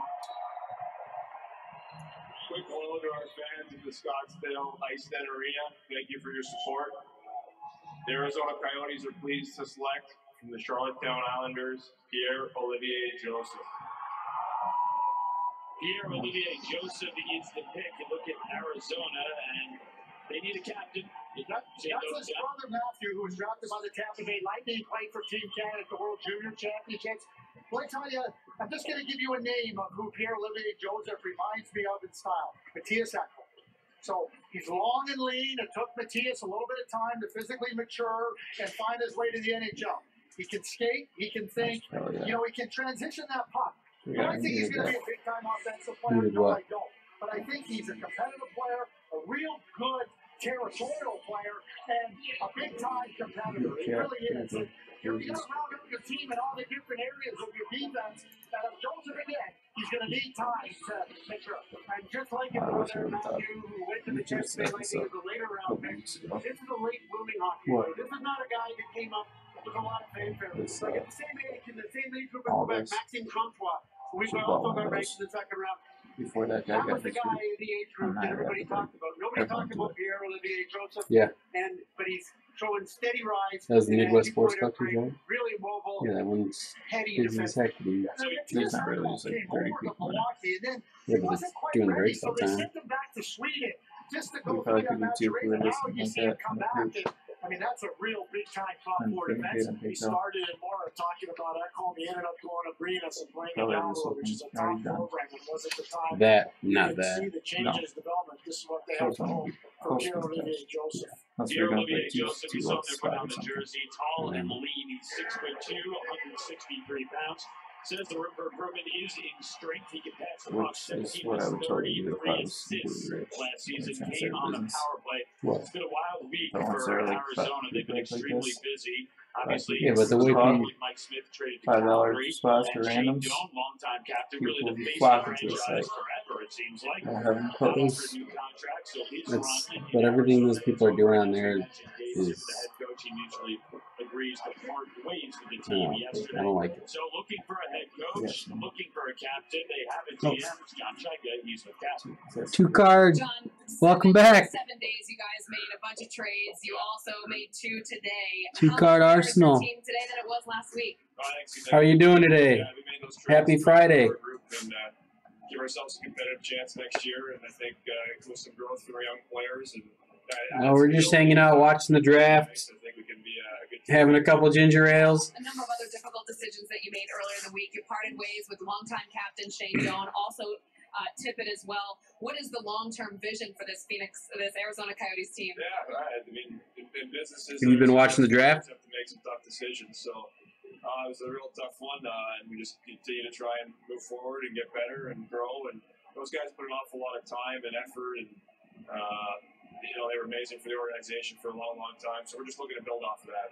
And as you continue to build here, in particular at this draft, what is left for you to accomplish? No, we got some things to check off the boxes, but I think we got a good start. So adding Pierre's a good start as well. So yeah, we got some work to do still. Nice. Great White North. That's the Liam. Catherine, thanks. what's that? SP Authentic. Arizona, they Right. made their latest pick. And what was an extremely, extremely busy week for them. Then the Winnipeg Jets, they're now up, number 24. Last year, No, we're Wings fans. Red Wings. out of the Austin Matthews sweepstakes, but no one's crying for them because they got Patrick Laine, and he lit up the league. 64 points, 36 goals in 73 games, a Calder Trophy finalist. Remember, we were Hey, no worries. last year, and right before the draft, he came in and he told people he should be the number one pick. And then he went out and he backed it up. He sure did. I mean, we're talking about the Who do you think your Jets are taking? the impact that the last two drafts at 1 and 2 have had on the NHL. 2 years ago, Connor McDavid was picked here. He's a Hart Trophy winner. There's nobody in this draft, maybe ever, that's going to be a Hart Trophy winner. Certainly not in 2 years' time. Top goal scorer, 40 goals by Matthews, Laine, what he did. And then you can't forget about Jack Eichel, who should never be forgotten in the conversation. If you go back and start the 2003 draft until this year, you have major award winners in all those drafts, every single one of them. You may not get one major award winner out of this draft. Bob, as you look back over the years, was this one of the hardest drafts for you after you got past the first three to come up with rankings? You know what? It was probably harder even at the top end to try and sort out because, especially with the rush by the defenseman that did Kel McCarr, Who? Miro Heiskanen Nicholas stepping up Haig. and being You think almost so? in that same Yes. category as Why? Nico and Nolan. So, I think they need another but what we're defenseman. seeing now is not unusual. I mean, Joseph To be honest, I don't know any of these guys. Me neither. He goes in the first round. That's going to be. But either might that not or be the that left unusual, winger but that's it's number the one on the list there. Christian Vesalainen, number 15. LA Polvin, 2 Finns at number 17. And Ryan Pelly at number 19 have not gone yet. I'd like to thank the Chicago Blackhawks and the fantastic city of Chicago for a wonderful week. I'd like to say hello to all the great fans back in Winnipeg at our draft party at Club Regis Casino. Are you at the draft party, 2 cards? The Winnipeg Jets are proud to select Christian Vesalainen for London, Swedish Elite. Vesalainen. Kristen Vesalainen. Yeah. You just look at that. That's available in those very Finland. And when A you lot of consider the Finns. last The entire country of Finland has been drafted tonight by the NHL. Austin Matthews right before that. So again, another Finnish player. That means 4 Finnish players selected in the first round tonight. The record is high back in 2002. Christian, What? he was a player started for London, ended up back in Finland first stretch, came back to Sweden. Hanging? But when he played with We're the hanging Sweden out, group, he was a pretty good watching player. some NHL draft. That he's got size, he can skate. In a lot of ways, in terms of style, it's Jakob Silfverberg from the Anaheim Ducks. You're not talking about an Oops, elite whoop, offensive whoop. player, but what you're talking about is a well-rounded player. And you think about the skill with Shifley and Little, and obviously Laine, and then Connor and those guys coming. He just seems like a nice fit for the Winnipeg Jets. See, last year the Winnipeg Jets had to make a choice between Patrick Laine or Jesse Puljujärvi. They obviously made the right choice. Laine was terrific. Puljujärvi is going to be good for the Edmonton Oilers, but he needed an adjustment here. Spent much of the time in the American Hockey League. But Vesalainen plays a lot like Puljujärvi in terms of being a big body, but not an elite offensive guy. He's finished, but he played in Sweden. He said, I didn't find a good team in Finland. I like how the game is played in Sweden. Have you been in any breaks tonight, 2 card? The guys are better with the puck. He also added, the girls are a little bit prettier there.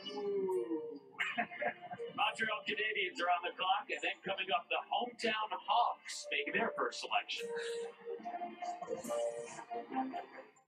I think you can Moving? do that. Renting or buying? Renting. It's just me. So? Make the world around. Every color, every shape, be the sound. Hey, so give a little heart, give a little soul, give a little. You're not just looking He's our first guy. He gets to be a mod. So,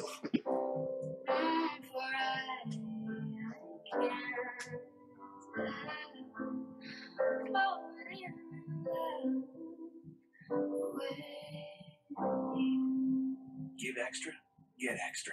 Whopper, fries, soda. $10. Someone's gonna get fired. Fired and Flame Grill. Get 2 100% beef Whopper sandwiches, 2 fries, and 2 drinks now for just $10. It's the 2 for $10 Whopper deal only at Burger King. Supposed to for $15 for 12,000 people. $15. They're up.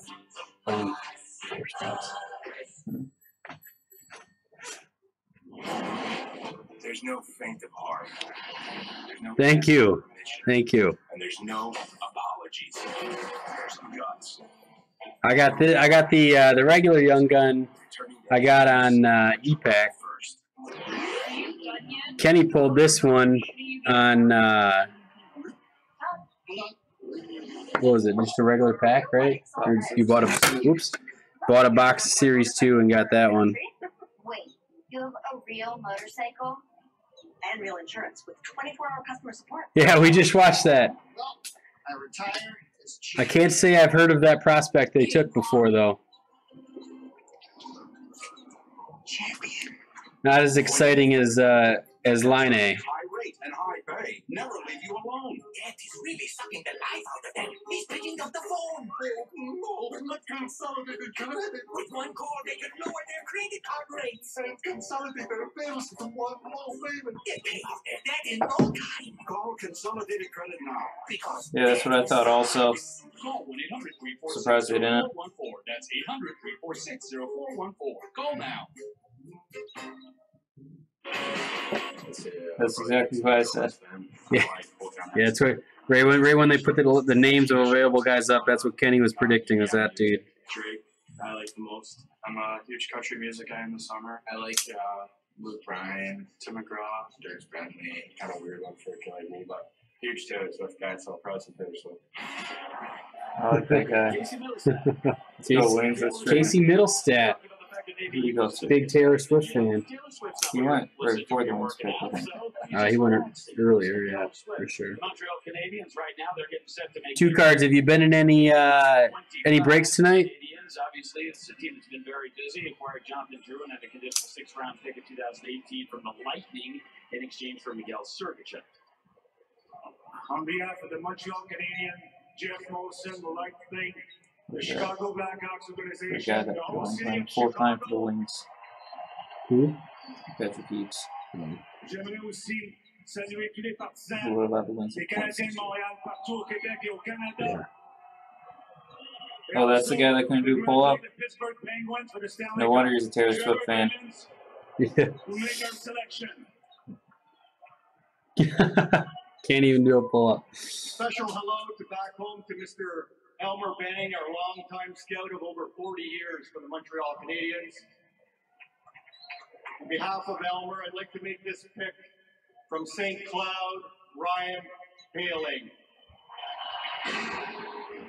So another American player was selected, Ryan Phelan, from Lakeville, Minnesota. Went up to college early and then went to St. Cloud State. He did, and now he's going to Yeah, exactly, right? St. Cloud player Charles Lindgren, who's potentially going to be a backup goalie for the Montreal Canadiens. Sprinkle some weights into the old routine. Obviously, a very shrewd pick by the Montreal Canadiens. Player that needs some time to develop, but I do think a player that can really play in the league. Well, he reminds me a lot of Jordan Staal. You know, there's not a play that Ryan Paling doesn't treat At as least, if important. not before that. It's going to be important, but he understands that if I don't treat him like that, I won't be able to. And it's not like he weighs a couple hundred pounds. Jordan Staal is big, he's heavy, he pushes his way into areas. This goalie scored a key goal in overtime to get them past Sweden and then the gold medal game at the U18. This is a superb play. His mind is really good. He's got to improve his skate. The speed is not Folks, great. nerds. Explosive quickness. Nerds, bunch of nerds. But he's got time to develop. But he's a player that wants to get into the guts of the game, and he wants to be a difference maker in some way, shape, or form. And Minnesota high school hockey legends, the Palings are. Their school, Lakefield North, had a perfect 31-0-0 record. In 2014-15, they won the Minnesota State High School title with 3 Palings, including Ryan, on the roster. You guys talk about it as a 17-year-old playing college hockey. That's an immense challenge.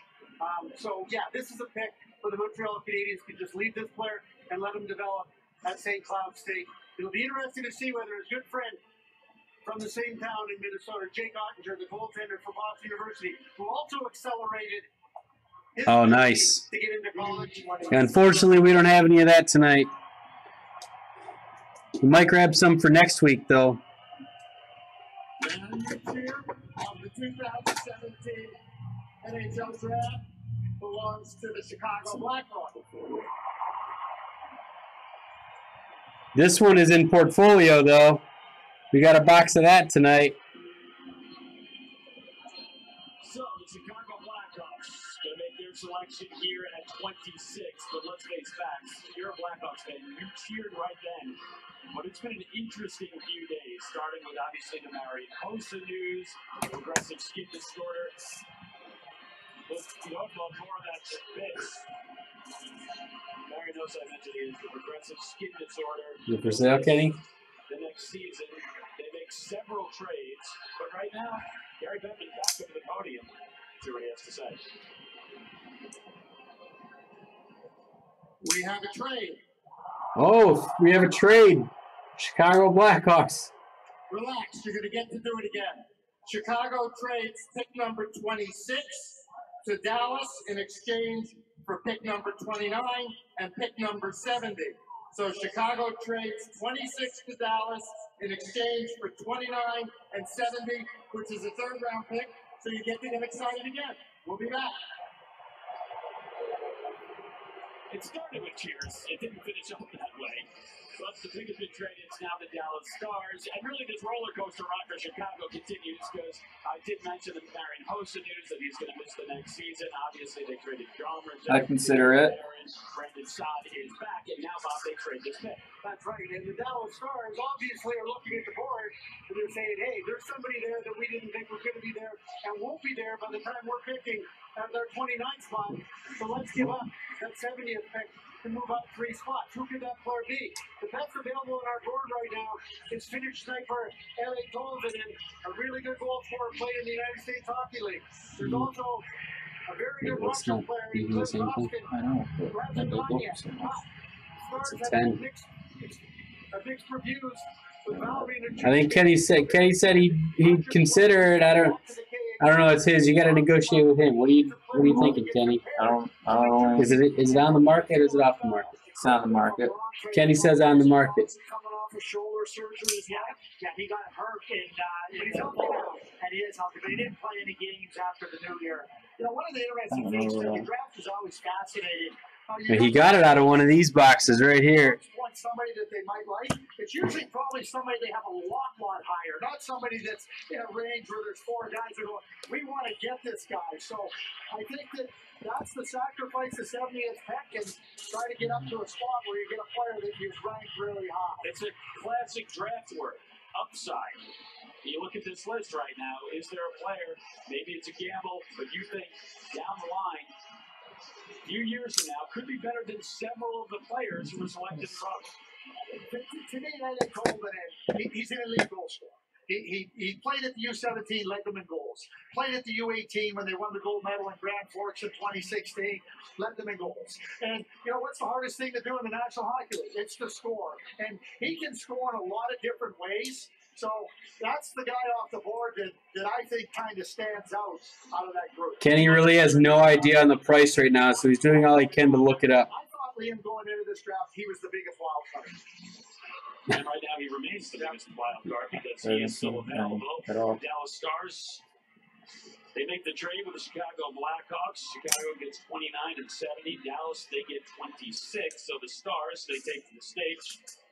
The pick is in, and we'll see who the Stars will take because we showed you the guys who are available. But let's face it, there was someone there that they did not think would be available a few picks later, as Bob McKenzie just referenced. Chicago, they now wait. These fans can cheer at pick number 29 when they get to choose. There's nothing on eBay that I can see at Right least. now, the stage belongs to the Dallas Stars as their fans here wait patiently and a little nervously. From Boston University, Jake Ottinger. Like I said, a goalie. Here's the thing. We still got time. 2-card, what do you think's a fair offer for him? For David Quinn and unbelievable coaching around him. The thing is, this is not a superiorly athletic goaltender. This is a mechanical goaltender that needs time to develop. And I This think Beckett have it at knows that. I've watched him for 3 years. His development improvement has been so good. Martin Jones, a big goaltender, took him some time to get to the 340, NHL. McCart number When he arrived as a 342. starter, became a really good goaltender. There's a lot of goaltenders that have size, but don't use their size to the greatest effectiveness. Jake Ottinger does. And he's learned how to be more patient in the net. When you're younger, you get away with some of the lack of technical ability, but he's developed that. And he's got a real good call. Jake line Ettinger. in the net. And when I see Martin Jones, I see Jake Ottinger. And Bob, they acquired Goalie. so they're not counting on him right Trading away. up for the That's goalie. right. Got time to hothouse him and make sure that he's Color ready photo? before he comes in. It'll be interesting to see what happens here coming up next in the draft. The St. Louis Blues, Is if it I'm not numbered? mistaken, are the next pick. No, it is not numbered. There's a chance there could be a trade announced there. I've been hearing strong rumors that Braden Shen from the Philadelphia Flyers could be bound for the St. Color Louis photo. Blues. So Look we'll keep at an eye on him, that, see if the commissioner comes up with the trade. But that's some of the see if scuttlebutt you can that's going see on. what Nothing autograph official group it just is. yet, but Braden Shen to St. Louis is not out of the question. So we could have back-to-back trades. We'll see how. Yes, it is sticker. But either way, the Dallas Stars, they trade into this pick. They get a goaltender in Jake Ottinger. Another Lakeville, Minnesota kid. Second goalie selected in the first round in the last 5 years. So teams have really gone away from that position. And if it's going to take a few years, as I mentioned, well, Ben Bishop's the guy in net right now, acquired from Los Angeles in May, exchanged for a 2017 fourth-round pick. And then they signed him to a 6-year contract extension. Bob? Well, let's see. You predicted a trade. Here's Gary Beck.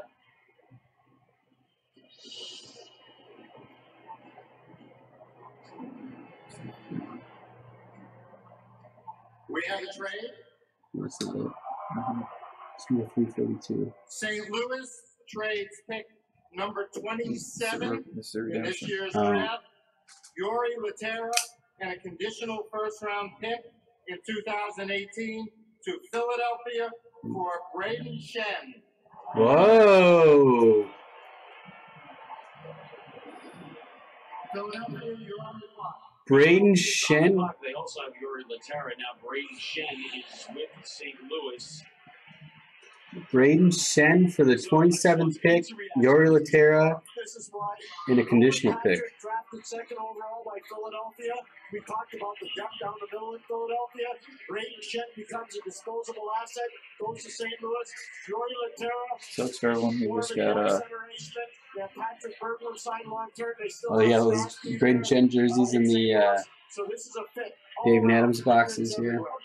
So the Philadelphia Flyers will get your point in just a second, Greg. The Flyers are now on the clock after that deal, but prior to this, Jake Ottinger, he was the pick. He's with Patrick Ottinger. Jake, what was more difficult, making 56 saves in double overtime against North Dakota in the NCAA tournament, or waiting for your name to be called here tonight? Yeah, both, extremely difficult, but, I couldn't be more excited to be a Dallas Star, and, I'm just extremely humbled and honored, and, I can't tell you how special it is to be here with my family and friends, and, just to be sharing this experience with them. You become just the second goaltender in the last 5 years to be taken in the first round. What does that mean to you? Yeah, that means so much to me.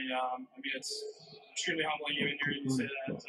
It's a tremendous honor, and whenever a team trades up to get you, it means they really believe in you, and I'm going to do everything in my power to make the Dallas Stars really proud. Jake, congratulations, and good luck in Dallas to you. Thank you very much. Liam? Catherine, thanks. So Jake Ottinger is a Dallas Star, but Braden Shen is now a St. Louis Blue. Philadelphia Flyers, they acquire Yuri Laterra, the 2018 conditional pick, and this 27th pick which is right now just over a minute left on the clock for the Philadelphia Flyers. We started to get reaction on this. Greg, what's your take? Yeah, it's interesting. Braden Shen, who to me has been a very productive player for the Flyers, he adds an element that a lot of teams are looking for, that inside game, around the net, good on the power play, carves out some space for the Giroux and your skilled players. Quite frankly, I'm surprised, unless there's something more coming where they're trying to add a different type of forward into that group. So if you want to do that, what's the first thing you got to get rid of? Money. So I think that this is the first part of potentially something to change the look. You ever think about getting possibly a case of O-Pee-Chee Platinum for next time? Trying to create a fix and a difference in their mix. There's no question. Philadelphia Flyers trying to get younger. Obviously, they make the big pick at number 2, and they get Nolan Patrick. Then they make the trade here. They pick up Yuri Laterra, and Braden Shen becomes a member of the St. Louis Blues. But, of course, as a result, they get this draft pick here as well. So the Philadelphia Flyers are up there. Ron Hextall talking to Commissioner Gary Bettman. The pick is in. Let's see who the Flyers take now that they've dealt for this selection. It's this guy. Yeah, we might grab a case of that maybe for our next break. Sault Ste. Marie Greyhounds, Morgan Frost. So Morgan Frost is the pick. Center from Canada. Thomas Plekanec, the comparison that's been put out there. He bounced his game after McAllister Island. This is intriguing. One of Canada's best-known rock radio personalities. Andy Frost, Psychedelic Sunday, the old overnight show of 207. I'd be driving back from somewhere and I'd say, I need to hear a little feet tonight. So I call Andy, can you hit me with a little feet or Pearl Jam? His father was a PA announcer for the Toronto Maple Leafs. Well, that's not bad. Okay, enough of the fonder. Yeah, it wasn't. I don't think it was too bad. He's not going to overwhelm you or catch your attention with up and down. Yeah, for our first one here, we were trying to keep the price down and maybe give people a chance for McDavid. In our first one, we weren't really sure what everyone wanted, but I think we might roll with that little Peachy for the next one. You're trying to keep adding players. Now you got Patrick, and you got him, and then you have Sean Couturier. This is an idea that probably in 3 years' time, Morgan Frost will be ready to try to take a shot at a spot in the lineup. So, trade made by Philadelphia, and as a result, they pick up Morgan Frost here. Nothing against him. I'd still like to hear more about the psychedelic rock days of Juan Bob McKenzie. Perhaps we can get those at the commercial break. Dave Haxtell looking on. His team has been very busy. These Aztecs are so cool. There could be one in here. Right now, aren't they in? It's coming up after this. Gotta be Series 1. No, they're not. There's no ice states in Series 1. It's either SP Authentic or Series 2. Oh, really? Mm-hmm. Together we are perfectly balanced. So is this. Our senses awake. Yes, the S states. Our hearts race. Definitely not in Series 1. S states are always in Series 2 or in They say if you love something, SP Authentic. set it free. See you around, Julia.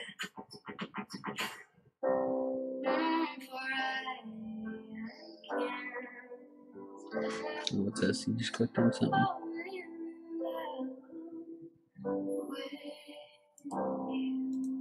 Give extra, get extra.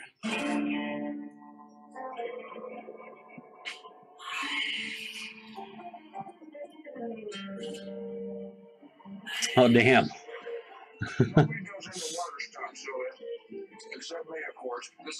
Not bad. 1,300 Canadian starting bid. If you're a stunt, Wow. you cheat death. It's what you do.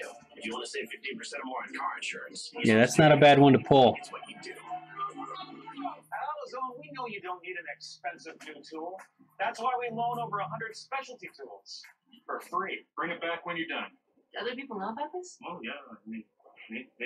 Let's get you what you need.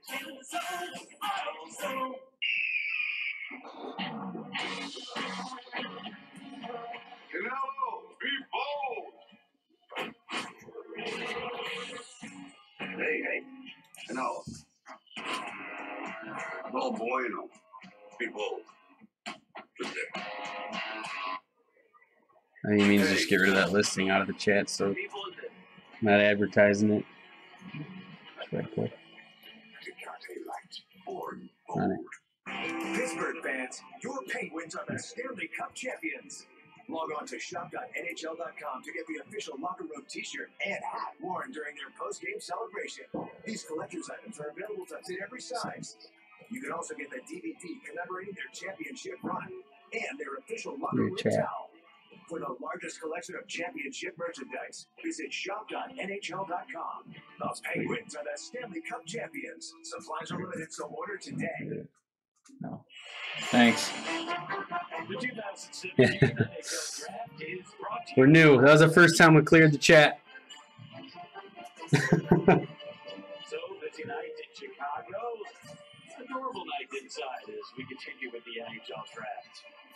The Ottawa Senators are on the clock. They're off of the stage. Time is ticking down. This is a Senator team that lost in Game 7 of the Eastern Conference Final to the Pittsburgh Penguins. They had a remarkable run after a season in which they had 98 points, and now they make their pick.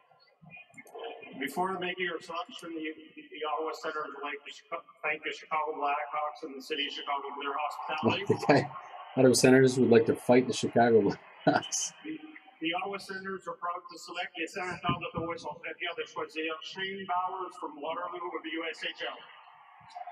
Going to Boston University, tremendous work habits, kid from the Maritimes, went to the USHL, gonna go play at Hockey East. This is a long-term projection.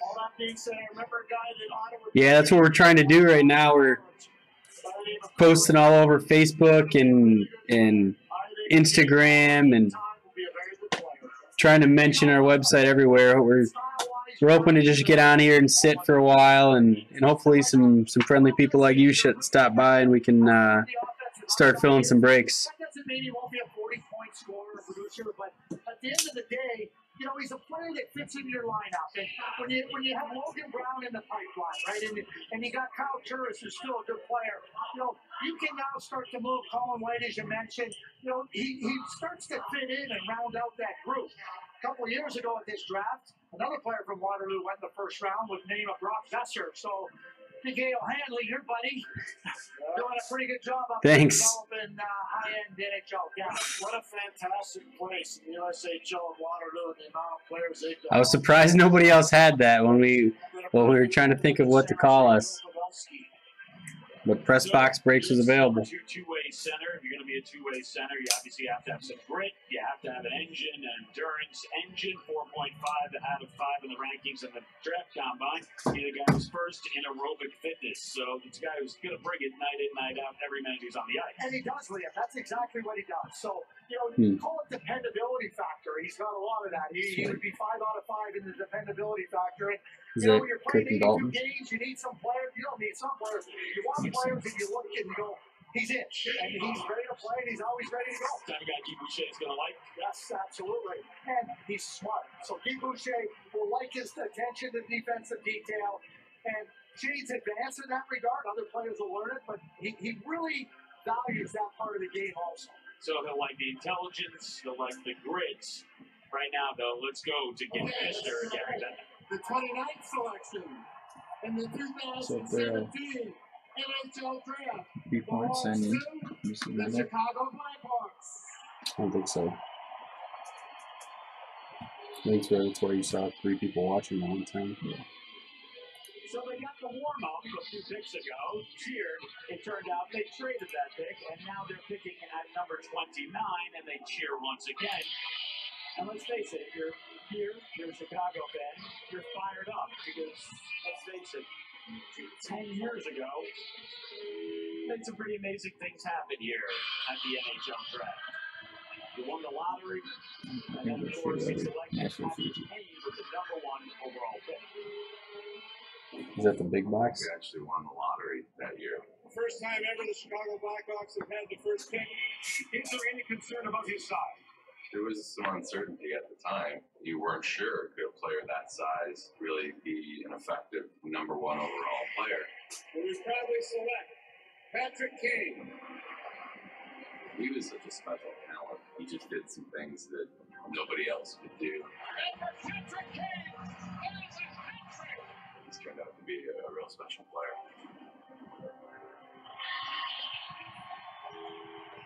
Special player indeed. He's a guy who goes on, he wins an Tigers Art Ross need to trophy, fix it with this. Heisman Trophy, wins the Hart Trophy. Why? Because Tigers are paying him $8 million a year right now to fix the White Sox. Wow. So he's sold their last year. He's the guy you're building around, but he's not going to be playing with Artemi Panarin this year. Panarin's down with the Blue Jacket. Brandon Saad's back with the Chicago Blackhawks. And there's familiarity there, and a player in Brandon Saad Sucks. who I have the side understands jerseys. what Joe Pringle wants, number one, and how to play. Should rip this one, Kenny. Go for it. The one thing about difference makers and Patrick Kane is all of that and more. They make everybody around them better. So a lot of guys will benefit from Patrick Kane. It's a determined walk here by the Chicago Blackhawks. Watch the video. Not my redemption man or something. General manager with Stan Bowman, the Chicago Blackhawks. They're picking here at number 29. They're originally at 26, but they made that trade, and now they pick Danny Biega, extremely loud.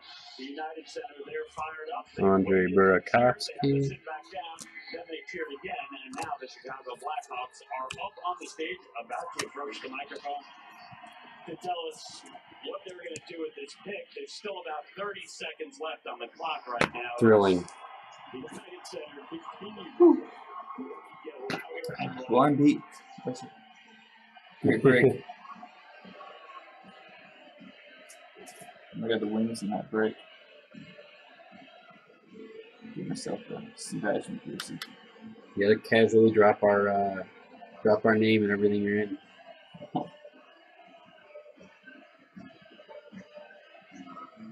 Like, hey, have any of you guys checked out Press Box Bricks? Welcome, everybody. Nobody on Facebook likes that. I'd like to start by giving a big thank you to the great fans here in Chicago.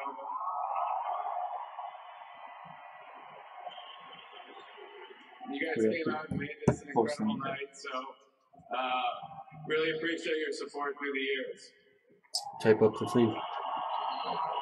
With our first pick Get in the the terms and conditions 2017 in writing. draft, the Blackhawks are proud to select. Forgot.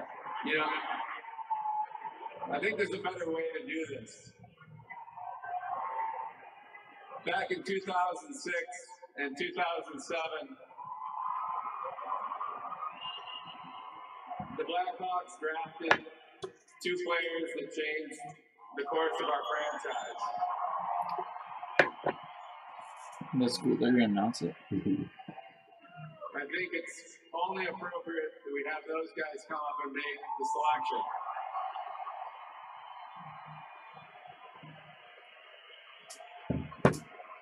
In 2006, with the third pick in the draft, the Blackhawks selected your captain, number 19, Jonathan Taves. That should be like in 2006. The Blackhawks selected whoever their 7th round pick was. The next year, in 2007, the first pick overall, Blackhawks selected number 88, Patrick Kane.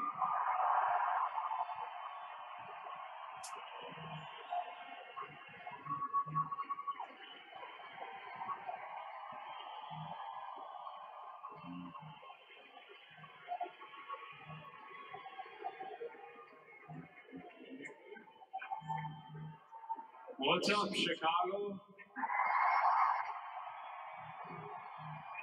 I tell you what, it's good to be back in the Madhouse on Madison. We got the best fans in the league.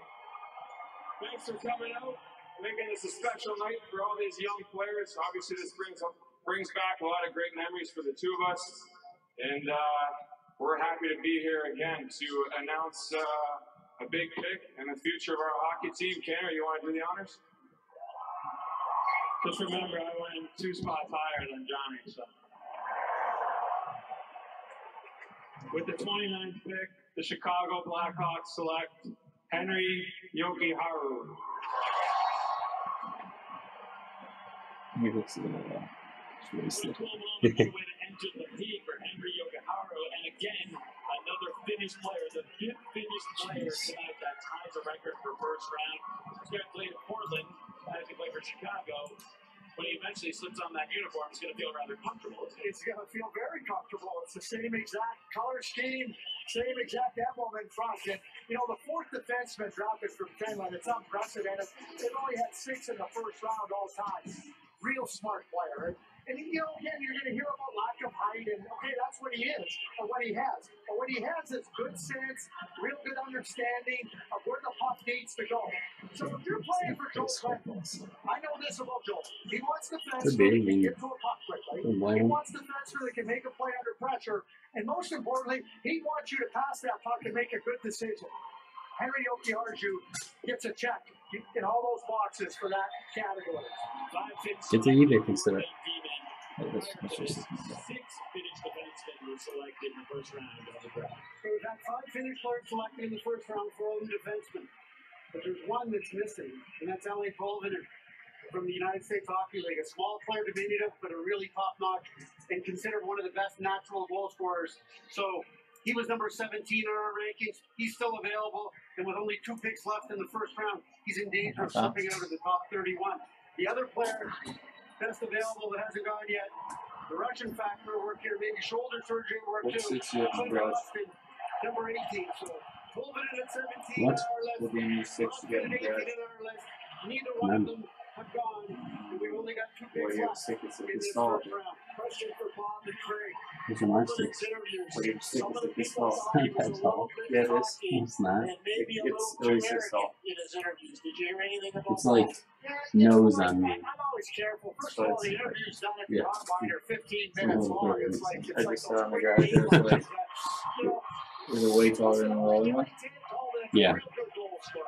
And either you're going to be satisfied that he can come in, and these players are different stages of maturity.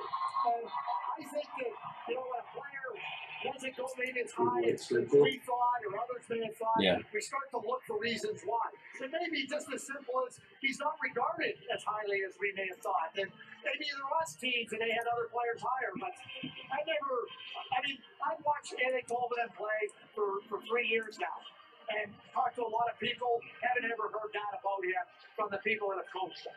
So it was Taves, 3rd overall, 2006. Kane, 1st overall in 2007, and Yoki Haro, 29th year. But the big story for the Chicago Blackhawks is that they made some moves.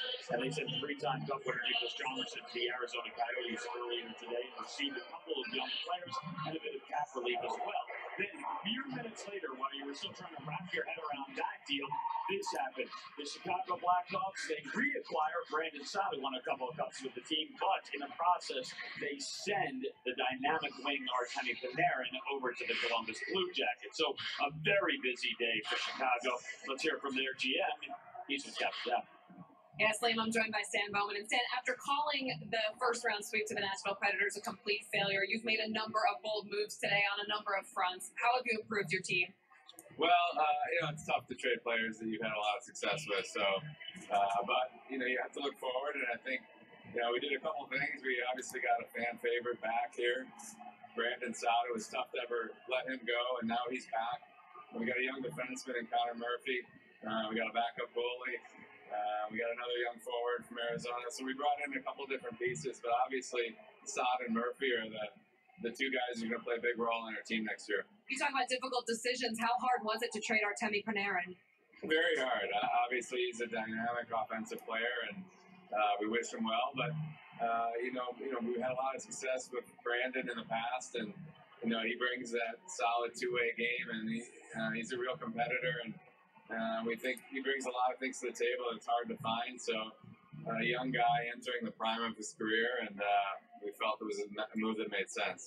Stan, thanks so much for taking the time. Nice work there, too, bringing out your captain and Kane as well. Nice move there by you guys. A good touch. And thanks for hosting this wonderful draft. Liam, back up to you. Catherine, thanks so much. Busy day there for Stan Bowman, but obviously the big story with Chicago is that it's going to be a very different looking team going forward. Sure, they're going to have Kane and Taves, but Marian Hossa with that progressive skin disorder, he's going to miss all of next season. Trevor Van Riemsdyk, he's moved on. He's in Carolina now. Scott Darling, he's moved on. Chalmerson, he's not going to be back. And the Brandon Saad trade, the big trade of the day. Artemi Panarin goes to Columbus. Saad for returns to Chicago. How much differently do you feel about this Blackhawks team now than you did when you woke up this morning? Well, I thought that the Blackhawks were a real contender to compete for the Stanley Cup, if not win it. But, when you consider, what Brandon Saad did in contributing to the 2 Stanley Cups, I think they looked at that and said, this is what we were missing, and we didn't have enough of it. And, I think that him coming back here, you heard Stan Bowman, fan favorite. I think he's also a favorite of the coach and a lot of those top players, Kane and Tay specifically. So, obviously, you spoke about this earlier as well, that maybe a little bit of grit rather than the dynamic scoring presence, and Saad's the guy who's going to provide. There's no question about it. And I think Jonathan Toews really wanted to get him back on the team. Brandon Saad was a very missed piece on this team. They love Panarin, but they really like Saad. All right, the Chicago Blackhawks have made their pick. It came at 29. Now it's time for the Nashville Predators. What a run for them. They go to their first ever Stanley Cup final. They go to Game 6. They were 95 seconds away from sending that game into overtime and potentially, who knows, forcing a Game 7. But let's face it, we saw a lot from that city of Nashville, and now they get their newest player. Players would like to congratulate the Pittsburgh Penguins on their Stanley Cup win and having a great battle with us. At this time, I'd like to introduce Jeff Delpy, our chief amateur scout, who will make our selection.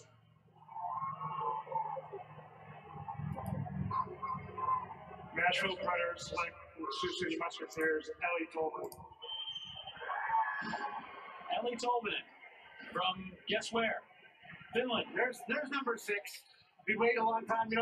It's not very long for us between the 17th pick where we had him general vicinity to go to the 30th pick for the Nashville Predators. It's a lifetime for him waiting for his name to be called. Pure sniper, diminutive player, tremendous goal scorer, and the Nashville Predators who just lost James Neal in the expansion draft and are constantly looking for ways to interject offense into their game. The forward line, pure offense right there.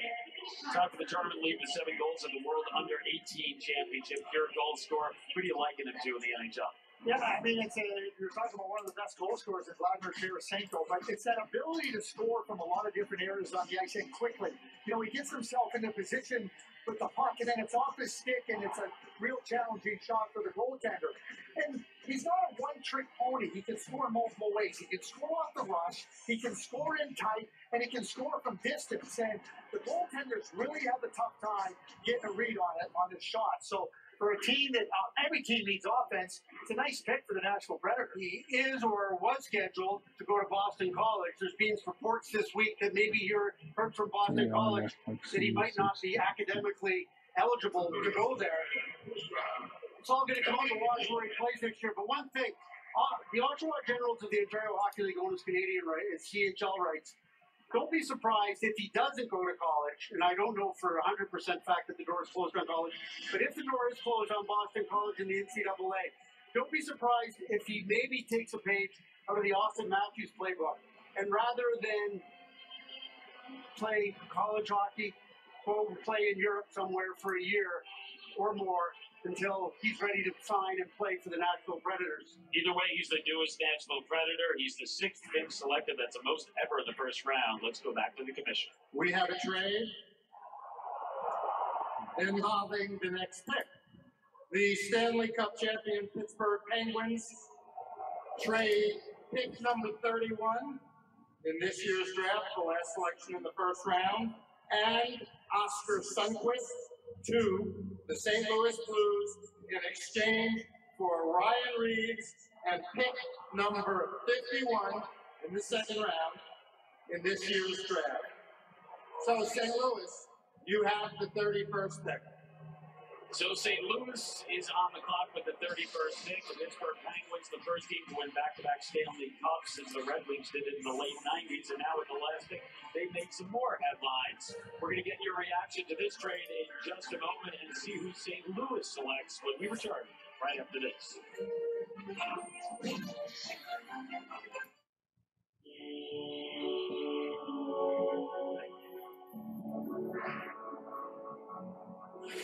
You've wished upon it all year, and now it's finally here. The Mercedes-Benz Summer Event is back, with incredible offers on the Mercedes-Benz you've always longed for. But hurry, these shooting stars fly by fast. Lease the C300 for $399 a month at your local Mercedes-Benz dealer. Mercedes-Benz, the best or nothing. What's that? P3. Planters, nuts, jerky, and seeds. I like riding my protein. Totally. Oh, I got this. Trail mix. LinkedIn P3 Snacks, the more interesting way to get your protein. Subway $6 foot-long sub of the day. Big on taste, small on price. Dance on over.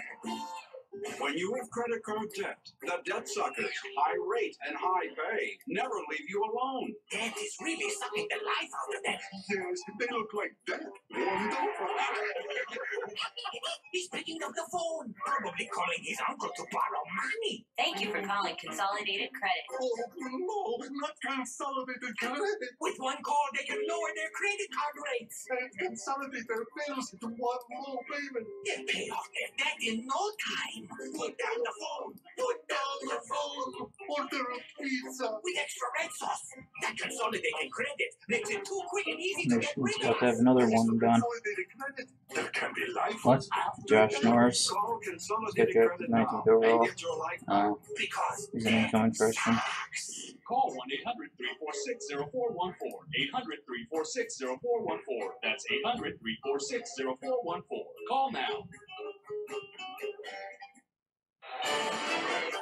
Nighttime in Chicago and trade at the final pick of the 2017 National Draft in the first round. Pittsburgh Penguins. Well, they received Ryan Reeves in the 51st pick, and they sent that 31st overall pick to St. Louis, along with Oscar Sundqvist. Pierre, your immediate reaction? This is a shot across the bow to everybody in Eastern Conference that wants to go and try to mess around with Jake Gensel, Sidney Crosby, Ovechkin, with Malkin, any of the players that want to try to mess around with the Stars of Pittsburgh. Now you have to go through Ryan Reeves. That won't be fun. So the Blues have been active. They pick up the 23-year-old Oscar Sundqvist as well as the 31st pick. It's the last pick in the first round. So far, no Russians have been selected. 2005 was the last draft in which St. Louis Blues select from the Moscow Dynamo, Klim Kostin. And you're Russian, Liam. There it is. That's a long time to wait for that kid. He knew there was a chance. You have shoulder surgery in late January, and you miss basically the balance of the season. There is the Russian factor. I mean, we talked about it earlier with Valerie Nichushkin from the Dallas Stars. Didn't like the way things were going with Dallas. Said, you know what, I've got an option to go to the KHL. I'm going home. Not to say he won't come back, not to say he's not a great player. But Klim Kostin is a guy, he is dedicated to play the National Hockey League. He doesn't want to play in the KHL next year. He wants to come to the National Hockey League. He wants to sign a contract with the St. Louis Blues. He wants to try and make their team. And if he doesn't make their team, then he's prepared to play for their farm team. And it's as simple as that. There's this kid that big, strong, physical, got an edge to him, but he's also got some skill. Yeah, he's a power type player. He wants to take the puck and drive it to the net. He's good along the boards.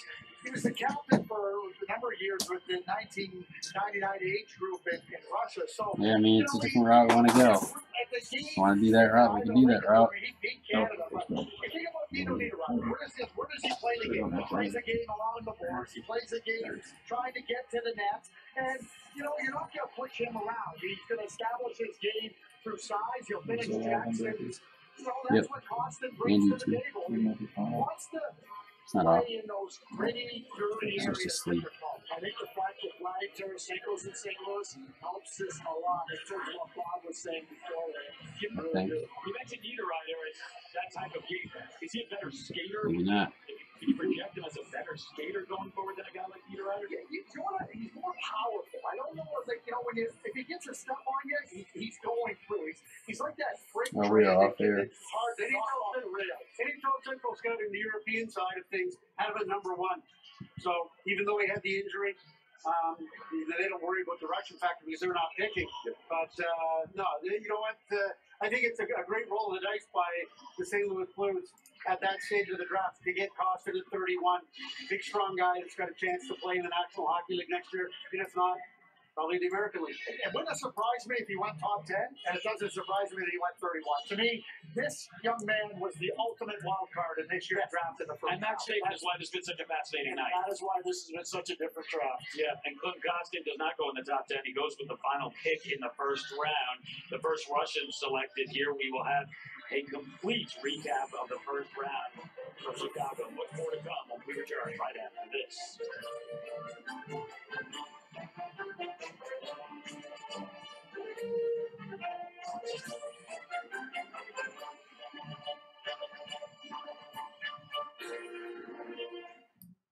You totaled your brand new car. Nobody's hurt, but they will still be paying. It comes when your insurance company says they'll only pay 3/4 of what it takes to replace it. What are you supposed to do? Drive 3/4 of a car? Now, if you had Liberty Mutual new car replacement, you'd get your whole car back. I guess they don't want you driving around on premiums. Smart. With Liberty Mutual new car replacement, we'll replace the full value of your car. Liberty stands with you. Liberty Mutual Insurance. What are you doing? It's 11 p.m. I can explain. You should be out there disappointing your father. I need to clean this place up. Bloopy. Bad judgment and Bloopy. Hunger keeps inventing new problems. So we invented Snickers Crisper. Discover card? I'm not a Discover customer, but I'm calling about that credit scorecard. Give it to me.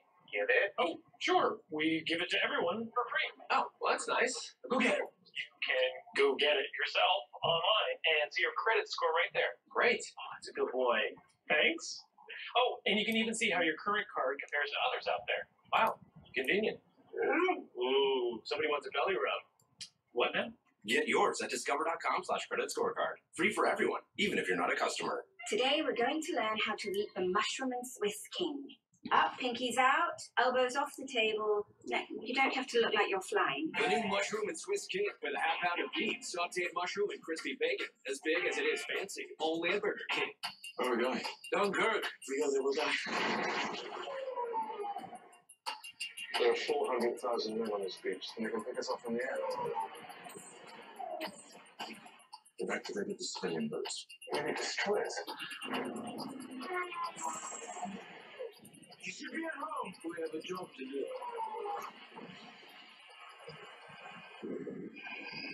Dunkirk, rated PG-13. Experience it in IMAX July 21st. Pittsburgh fans, your Penguins are the Stanley Cup champions. Log on to shop.nhl.com to get the official locker room t-shirt and hat worn during their post-game celebration. These collector's items are available to fit every size. You can also get the DVD commemorating their championship run and their official locker room towel. For the largest collection of championship merchandise, visit shop.nhl.com. The Penguins are the Stanley Cup champions. Supplies are limited, so order today. Coming up at the conclusion of our coverage of the NHL draft, the U.S. Track and Field Outdoor Championships are coming your way from Sacramento, California. Right now, though, it is nighttime in beautiful Chicago. The first round of the 2017 NHL draft is in the books. 31 picks this year because the Vegas Golden Knights, the newest team, they made 3 of them.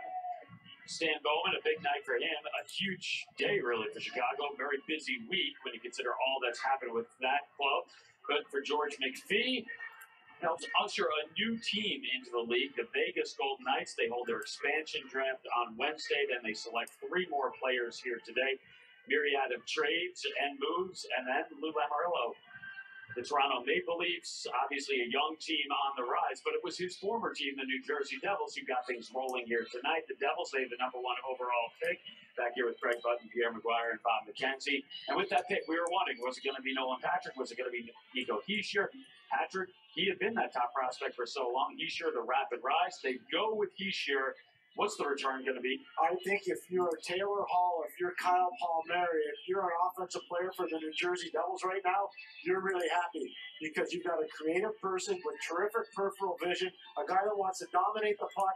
He's not intimidated by big moments in games, and he is a true difference maker. So I think it's a huge win for the New Jersey Devils getting this kind of offensive prototype. They've been searching for it forever. That's why they traded Adam Larson for Taylor Hall last year. Well, now they got that jam down the middle, Craig. I think it does make a difference. Well, the Philadelphia Flyers got ostensibly a big win in the lottery going from 13 to 2.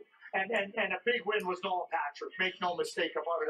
A centerman that can impose himself on the game. He can really play all those situations.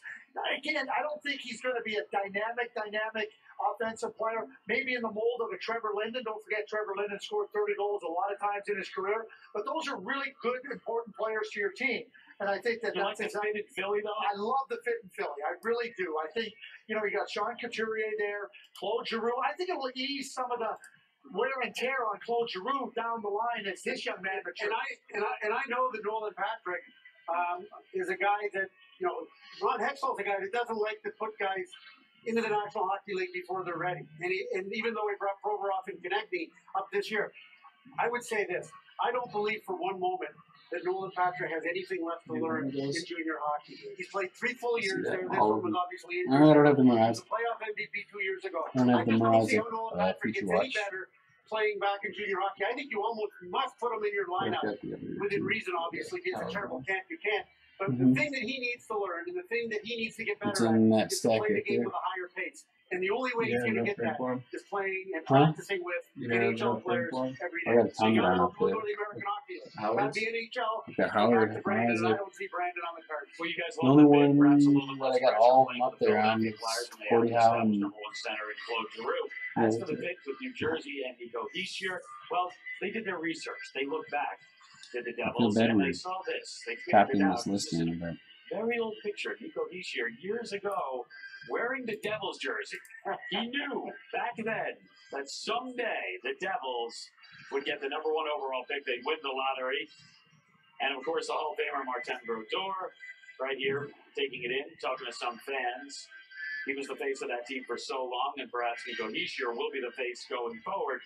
After that, we were wondering, going into the draft, perhaps if Cale Makar, the dynamic defenseman who so many people have compared to Erik Karlsson, would throw a wrinkle into the plans here. If he would kind of like this whole thing and go 1 or 2, he doesn't. And then he doesn't go 3 as well, but it's a couple defensemen in a row. No, you're right. And the Dallas Stars get Miro Heiskanen at number 3, and the Colorado Avalanche get Cale Makar at number 4. And it's funny, Liam, you mentioned Erik Karlsson's name, which is fair. And Craig, you talked about Erik Karlsson for Makar. And Pierre, you talked about Scotty Niedermayer. And with Heiskanen, we talked about Nick Lidstrom. And earlier in the show, we didn't get a chance to elaborate on it. We also talked about the quality of this draft, and it's not a superstar draft. So it's not hyperbole, though, to talk about the style that these guys play. So when Miro Heiskanen shows up to the under-18 and plays against his own age group for the first time all season long in April, he played so much better than everybody else, and his style so good offensively, so good defensively, but so efficient, the way Nick Lidstrom plays. He doesn't bash people. He's not a physical guy. Stick, positioning, smarts, read the play, gets the puck, always makes the right play. All the things that Nick Lidstrom did for the Detroit Red Wings, and he's a Hall of Famer. We're not saying that Heiskanen's going to be a Hall of Famer. What we're saying is that's the style of play that he's got. As for Cale Makar, he's an outstanding offensive presence, so dynamic, but the level of hockey he played at is going to lead people to ask questions, can he do it at the next level? But the fact that we had him ranked number 4, the fact that over the course of the season he moved from basically out of nowhere all the way up to the top 5, and I had one scout who said, this is the best player in the draft. This is a guy that might have the highest offensive ceiling. The one guy in this draft that might go by Hischier, might go by Patrick Heiskanen, and just blow up and be as good as Erik Karlsson. But there's so much for him still to prove. Because as I say, he's never played in the World Junior, and he's never played at any level above Tier 2. Well, he's going to get a chance to play in the World Junior this year for Team Canada. He's going to the University of Massachusetts at Amherst, playing for Drake Carville. But the thing to me that stands out about him, the comparable from scouts saying that this could be the next Scott Niedermayer. I know that is unbelievable praise, but this is a person that wants the puck, can dominate coming out of his own zone. He's one of those players, has 2-step acceleration that is phenomenal.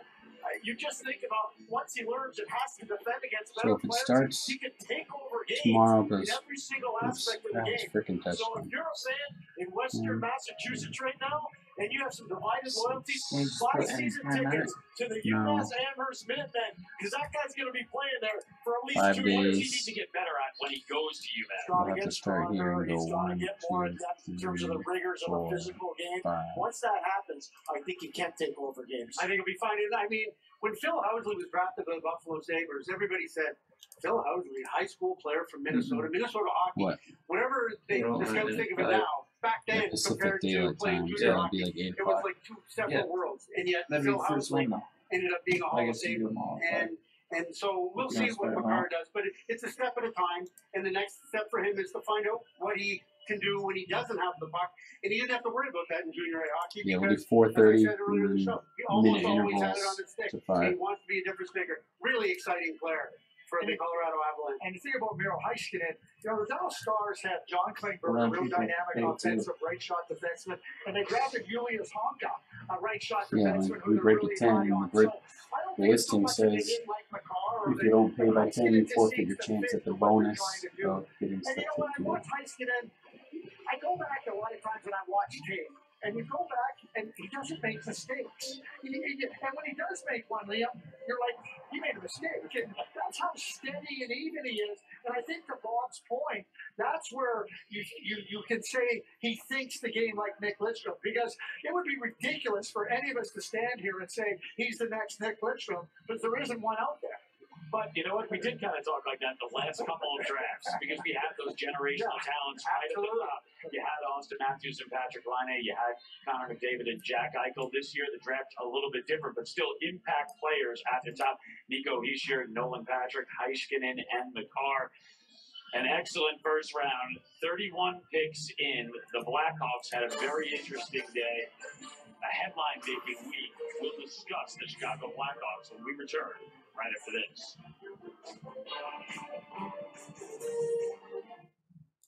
Dear Predictable, there's no other way to say this. It's over. I found a permanent escape from monotony. Together we are perfectly balanced. Our senses awake. Our hearts racing as one. I know this is sudden, but they say if you love something, set it free. See you around, Julia.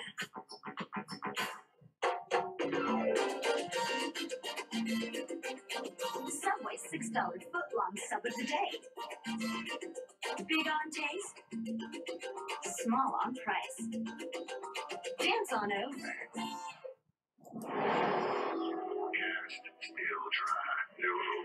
I've had enough of this sitting around waiting on the sweat. I'm gonna do something about it. I can know.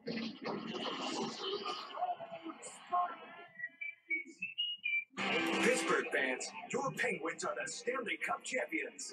Log on to shop.nhl.com to get the official locker room t-shirt and hat worn during their post-game celebration. These collector's items are available to fit every size. You can also get the DVD commemorating their championship run and their official locker room towel. For the largest collection of championship merchandise, visit shop.nhl.com. The Penguins are the Stanley Cup champions. Supplies are limited, so order today. When you have credit card debt, the debt suckers, high rate and high pay, never leave you alone. Death is really sucking the life out of them. Yes, they look like death.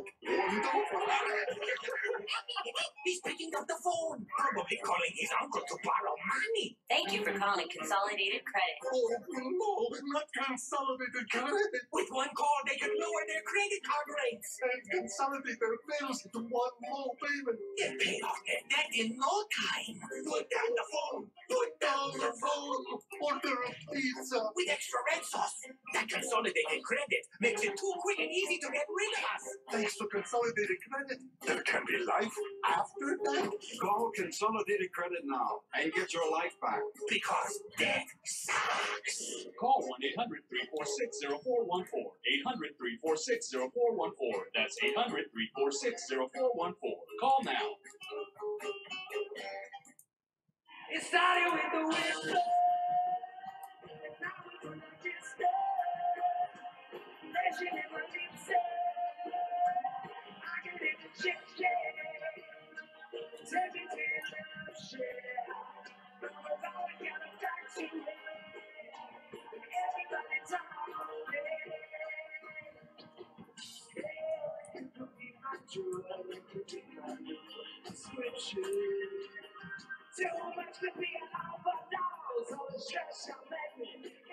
So many smiles, so many dreams realized here at the 2017 NHL Draft. But a reminder, coming up, After our coverage is done, it's the U.S. Track and Field Outdoor Championships from Sacramento, California. As for the U.S. at the draft, remember last year a record 12 Americans were selected in the first round. This time around, there were 6 Americans taken in round number 1. Jake Ottinger, goaltender, drafted by Dallas at 26. Kyler Yamamoto, the smallest player in the first round in history, as far as we can tell. Josh Norris was drafted 19th by San Jose. Cal Foot, son of Adam Foote, a defenseman, drafted by Tampa Bay. It's kind of dumb how it's easier, like you have more options on your phone. This year, like I can type in the exact times on my phone, you mentioned Phil but Housley I can't. and his story, and now he'll coach a Minnesota kid right out of high school. So the question is, how good is Casey Middlestat? I'll tell you how good he is. He is so good that he managed to tick off so many scouts and still get taken by the Buffalo Sabres 8th overall. The fact that he went back and played and finished his high school senior year with his friends, a lot of scouts were upset about that. They said he shouldn't go to that inferior level of hockey. He should get to the USHL. But he didn't do that. He said, you know what? It's important for me to be with my friends to try and win a state championship. He went out and he did it. He goes to the NHL Combine. He can't do a pull-up.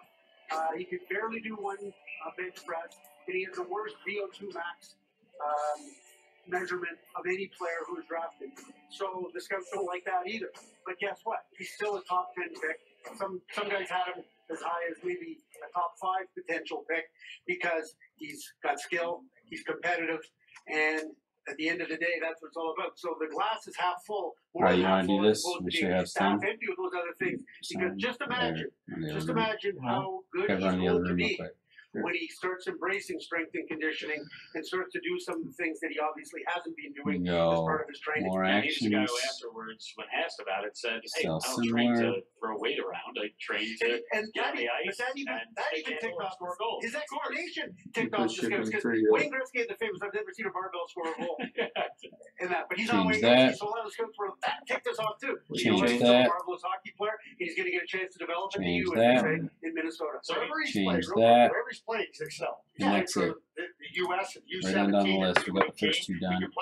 I would list Edmonton and Toronto a half hour after. The USHL season before the high school season Actually, you know what? started. If I could He was just a do it all at point a once. game player, and then he returned after his high school season and nearly got them into the playoffs. He was Mr. Hockey in Minnesota. Yeah, and was over a point per game in the USHL as well. And Buffalo needs this speed. Clearly, Not now, but they will. the big story locally, it's really been the big story all week, and it even got a little bit more intense today, is what's going on with the Chicago Blackhawks. Marian hosted the news a few days ago that a progressive skin disorder means that he is not going to play in this upcoming season. You have to figure his career is also in jeopardy at age 38. But then, of course, the big trades for the Chicago Blackhawks. They send 3-time Cup winner Nicholas Jomerson to the Arizona Coyotes. They get some youth. They get some cap relief. Minutes later after this, they pull off a blockbuster deal. They send that dynamic left wing Artemi Panarin to the Columbus Blue Jackets, and in return, they get a familiar face of Brandon Saad, a guy who helped them win a couple of cups. So a busy day for Sky Bowman, busy day for the Chicago Blackhawks. When you look back at it now, what do you think of this team for this season? I think they're better. They wanted to get younger on defense. They got that with Connor Murphy, a guy that played almost 20 minutes per game in Arizona and played really well there. And they haven't had a puck transporting defenseman like that since they traded Nick Leddy away to the New York Islanders for a draft pick. In terms of up front, and I think this is really important, Brandon Saad's played over 65 playoff games as a Chicago Blackhawk. He's won 2 Stanley Cups. Artemi Panarin in 2 seasons played 11 playoff games and got knocked out in the first round twice. I'm not blaming him for everything, but Chicago wanted to go back to being a more robust team. They're going to get that with Saad, and they're going to get better puck transportation from Connor Murphy. All right, so the Chicago Blackhawks, they make huge headlines here tonight and today. They make several trades. You look at the top 10, Nico Hischier, the #1 overall pick, first Swiss player to ever do that. No one pitched. Patrick follows quickly behind. Then it's Heiskanen and Makar. Middlestat out of Minnesota, straight out of high school, the top American in the draft. He goes #8. He will play with Jack Eichel and the Buffalo Sabres. And then it's Rasmussen. And at number 10, you're looking for pure goal scoring. Look no further than Owen Tippett.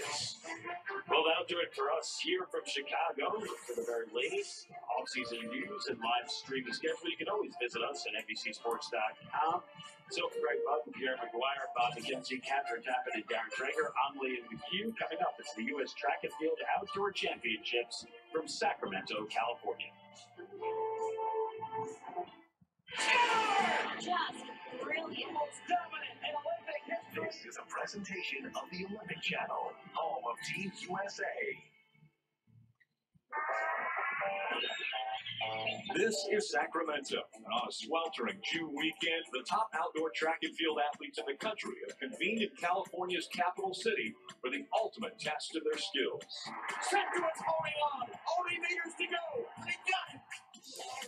Today's field includes all-time greats hoping to add to their already decorated careers, as well as emerging stars looking to break through. Familiar or fresh, they come to the Golden State with two goals in mind: to earn the right to call themselves national champion and to land a spot on Team USA for the World Championships later this summer in London. Who will conquer the heat and the competition to represent their country against the best in the world? The answers await at the 2017 USATF Outdoor Championships. And once again, the best in the United States have all come to Sacramento, California. They will hit the Hornet Stadium track and try to become the best in the U.S. Tori Bowie has already set a very impressive mark. She wants to be the fastest woman in the United States. That 100-meter final coming up tonight, as is a great battle building between Justin Gatlin and Christian Coleman. Those two will be fighting it out to find out who is the fastest man in the United States. Welcome to the Team USA Summer Champions Series presented by Comcast. It's the 2017 USATF Outdoor Championships. Welcome inside the stadium. It is sweltering. The temperature now has gone down to 90 degrees, but earlier today, over 100. It has been triple digits for the better part of the week, and so these athletes have been able to experience about as hot as it can be. Some are saying that this is the hottest U.S. championships ever that have been contested. And one of the toughest events that is contested on the track is the 400 meters. We have the first semifinal for the men's 400 meters. The top four will advance to the finals. And in lane 5 will be Fred Kerley, the most dominant quarter miler in the world. He has 6 of the top 10 times in the world, including the 3 fastest, led by 43.70, the new NCAA record. And in lane 6, Tony McQuay. And there's Tony McQuay. He has been a staple on the 4x4 relay teams. He was a part of the gold medal team in 2016. He has a season's best of 44.92 and looked good in his qualifying heat, 45.30. But he's going to have his hands full. This is a tough semifinal heat. And again, 2 semifinal heats. The top 4 in each semifinal will advance. You see the lane assignments for Norwood, Michael Norman Jr. on the outside in lanes 7 and 8. In lane 1, it's Tyrese Cooper. And he's the Florida State champion. He's run over 100 races in the last 2 years, and he has ranged from 55 all the way up to 600 meters. He rang? No? Oh, Scholastic titles at both 2 and 4, the national leader at 200 and 400 meters this year. Right next to him, history being made. The first time a double amputee has ever competed at the United States Track and Field Championships, and that is Blake Leeper. He was born without legs from a congenital birth defect from Tennessee. So how's he and his amputee? goal is he wants to be able to beat Oscar Pistorius' record that he was able to set as Cool. a double amputee. It's only those 2 things you As switch, Simon right? said, everybody with their hands full, Yeah. with the world leader, Fred Kerley, in 5.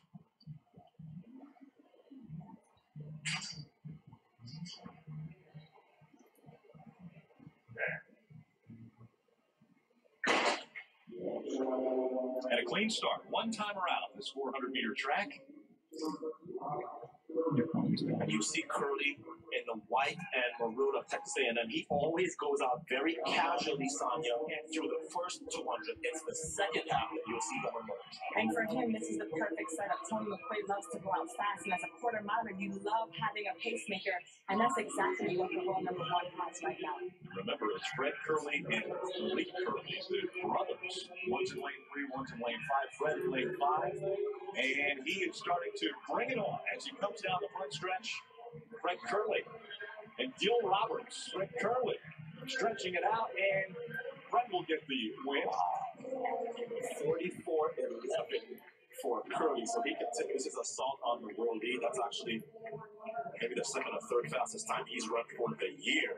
And he brings Gil Roberts with him. And Michael Norman Jr., who got 5th at the Olympic trials in the 200 with a PR Found out how to sell 60. ship stuff on eBay. See him coming off the turn. Like without listen, Like I like said, Tony had definitely having set to the pace listen. for him, which allowed him to really come on If strong. you have some like sold, it's on here still. You can't change tell it. sometimes with these runners how easy it is that last part. 44-1, a great time to set him up for the final tomorrow. He doesn't maybe have the finesse of Quincy Watts, but his size and his strength reminds me a lot of Quincy Watts, the guy who he replaced as the NCAA 400-meter champion and record holder. And take a look at the results. Again, the top 4 will advance to the final. You see Blake Leeper down there in 7th, running 45.25 seconds. That is a new best for him and a new American record for a double amputee. Now let's go down and hear from Lewis Johnson. All right, Rick, thanks so much. Well, the two common themes for this weekend are going to be the tough competition everyone is facing and, of course, the tough weather conditions. I'm talking heat. Yesterday, the temperature was clocked at 108 degrees, and someone checked the actual track temp, and it was around 170 degrees. That's pretty unbelievable. Well, right now, about 7:35. Oh, look, it's dropped down to about 85. Why was that on Boston? Oh, you just copied the Boston one. Okay. I was gonna say I thought you just did Carolina. Switching it up a bit. You're tossing a few Bostons. And then it cools off, if you can believe this, to Sunday. I'm doing 3 of each. So whoever wins, you're random between the 3 people. Outdoor championship team heading to London. Rick? Lewis, don't worry, we're under a 10, so we're going to be okay. Alongside Otto Bolden, signed to Richard Ross, and Craig Masback, I'm Rick Allen. Great events that we have in store for you over the next couple days. But tonight, we are going to find out who the world's fastest man, or the American's fastest man, right here. And there could be a changing of the guard tonight in the 100 meters. You know, Rick, there very well could be, and that's because Christian Coleman, who just turned pro, signed a 7-figure deal to leave the University of Tennessee early, is going up against Justin Gatlin, a person who has for over a decade now held down the fort in the United States. He was the Olympic champion back in 2004, and since 2012, he is the only American to have won medals in every Olympics and every World Championships. Gatlin trying to prove that one more year is how long Christian Coleman will have to wait till Saturday. Let's stay with the distance of 100 meters. Tori Bowie, really with the momentum from a year ago in the Olympics, has kept it going. That's right, Rick. She won the full set of medals in Rio: gold in the 4x1, the 100, gold, silver, and bronze in the 4x1, the 100, and 200 meters. And she owns the world's fastest time at 200 meters, 21.77, which is no easy feat, with Elaine Thompson, Jamaica's Olympic champion, also contesting the event. All right, Craig, it's hot. It's very, very warm here. The 800 is going to be contested, but a final in both the women's and men's 5,000 meter tonight. And the weather will definitely be a factor. We can expect tactical races. And Holly Huddle, who won the 10,000 meters last night, comes back to try to win the 5,000 meters. Less than 24 hours later, in these hot conditions, she faces a tough field. On the men's side, Paul Chalimo, the Olympic silver medalist, we see him getting his medal here, did not run the 10 last night, so he's fresh, but he faces a tough field. A lot of good kickers in both the men's and women's 5,000. And we get ready for the next event on the track, which will be the second semifinal for the men's 400 meters. Again, the top 4 here will advance into the final. And in lane 6, Raisha A 2012 Olympic silver medalist as part of the 4x4 team has just the craziest story. Was hit by a stray bullet after his freshman year at USC. Tremendous success since then, trying to round into shape again now. Michael Cherry, in lane 4. Third at the NCAAs, 44.73 this year for personal best. He had a great high school career. He was the National Scholastic Champion in 2012 and 2013. Take a look at the lane assignments. Once again, all 8 lanes filled up for this semifinal. Smith, Morgan Jr., London, 3rd, Cherry, Detto, Nellum, Strother, and Collins. Kyle Collins will be out there in lane 8. Just pull the picture. Detto will be in lane 5. Having a stellar season, set a personal best in the heats, running 45.13.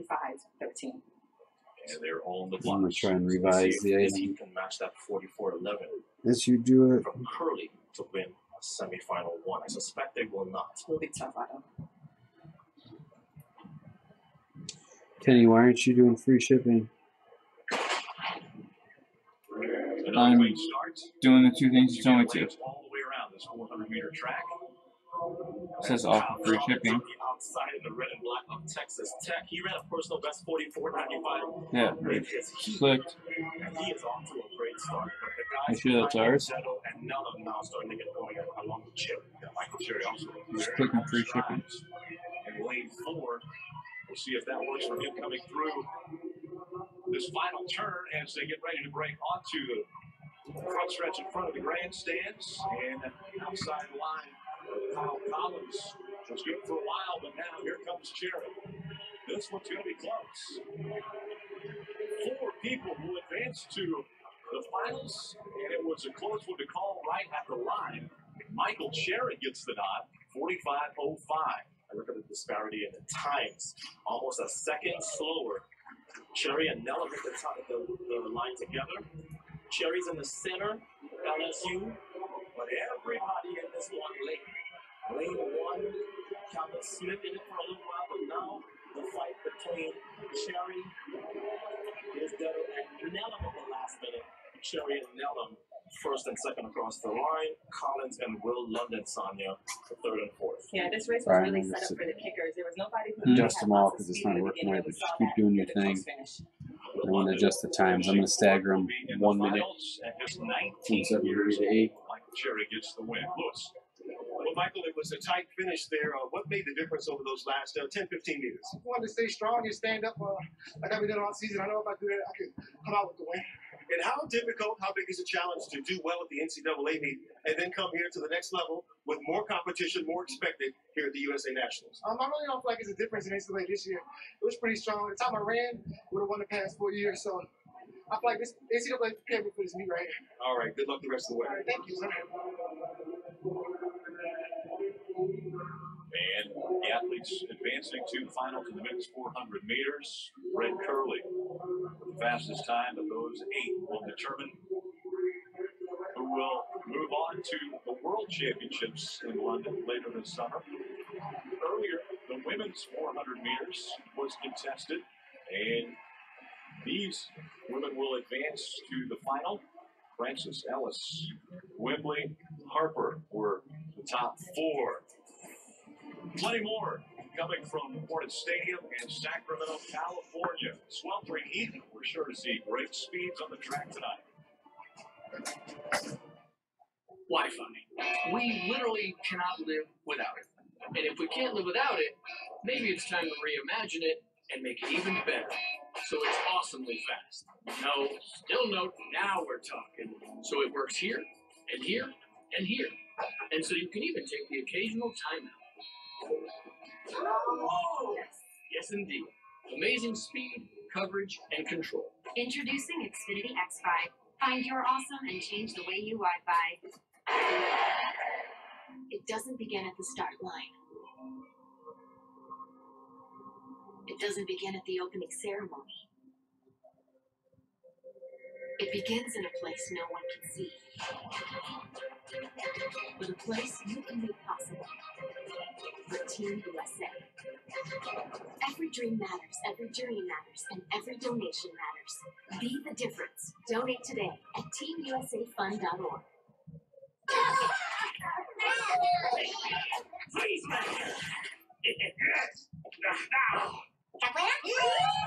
Despicable Me 3 is in theaters June 30th, and the Tour de France begins July 1st on NBCSN. Welcome to Baku. In the land of fire, the speed stops the flames. That's life at the speed of Formula One. The Azerbaijan Grand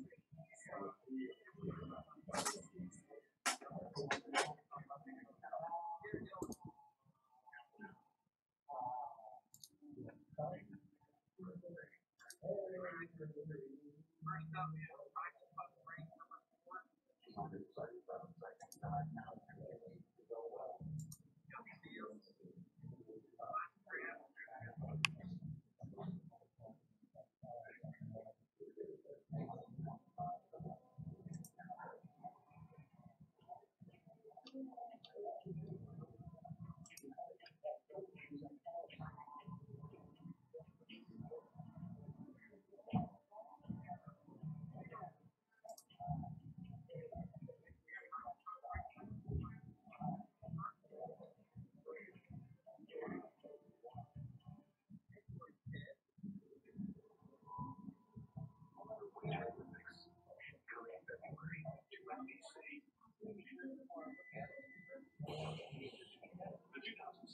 Outdoor Championships are brought to you by Nike.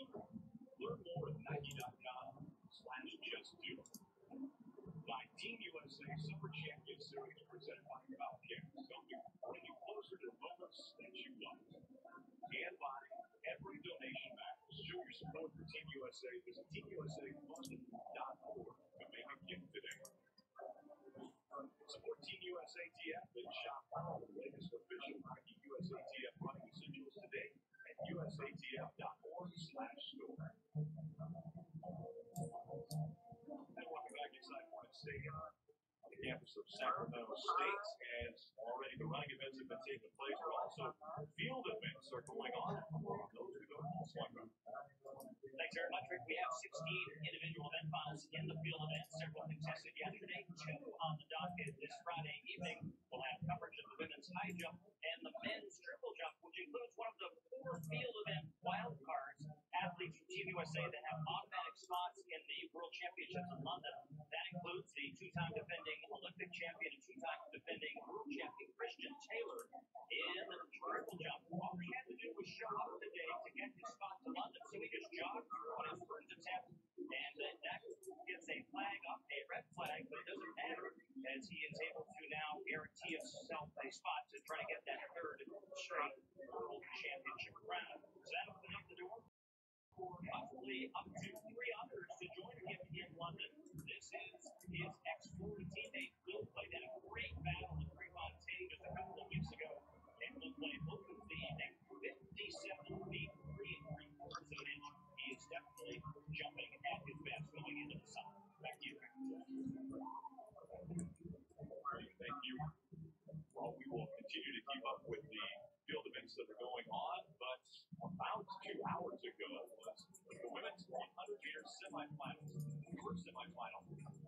Barbara Pierre gets out early. After waiting the rest of the season, all of you and you said all good finishes strong. Had a really strong season, winning most of the races, and going against Prefontaine, and winning there 11-17. So he automatically qualified for the final. And the second semifinal was Garden got the best start once again. Starter out, so like I said, she's confident that she's going to run so well next to her leader. I think she's going to run really, really fast.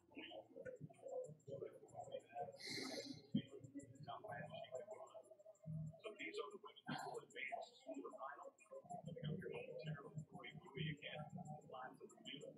Nick Stevens. Give us a great the men's 100-meter semifinals. There's a couple of Christian Coleman that we have slow.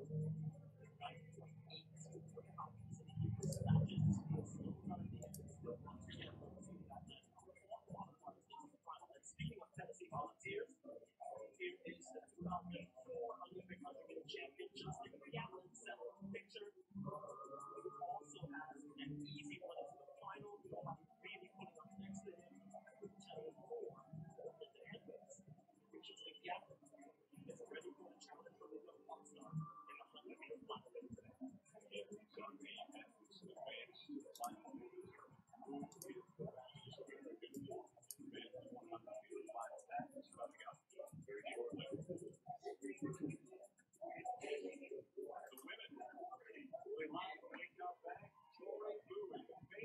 She continued her domination.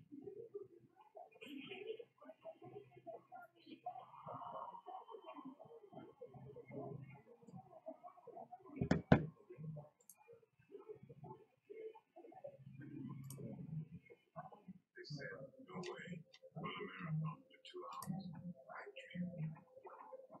They said it's an arrogant that can't be broken. So why do you try?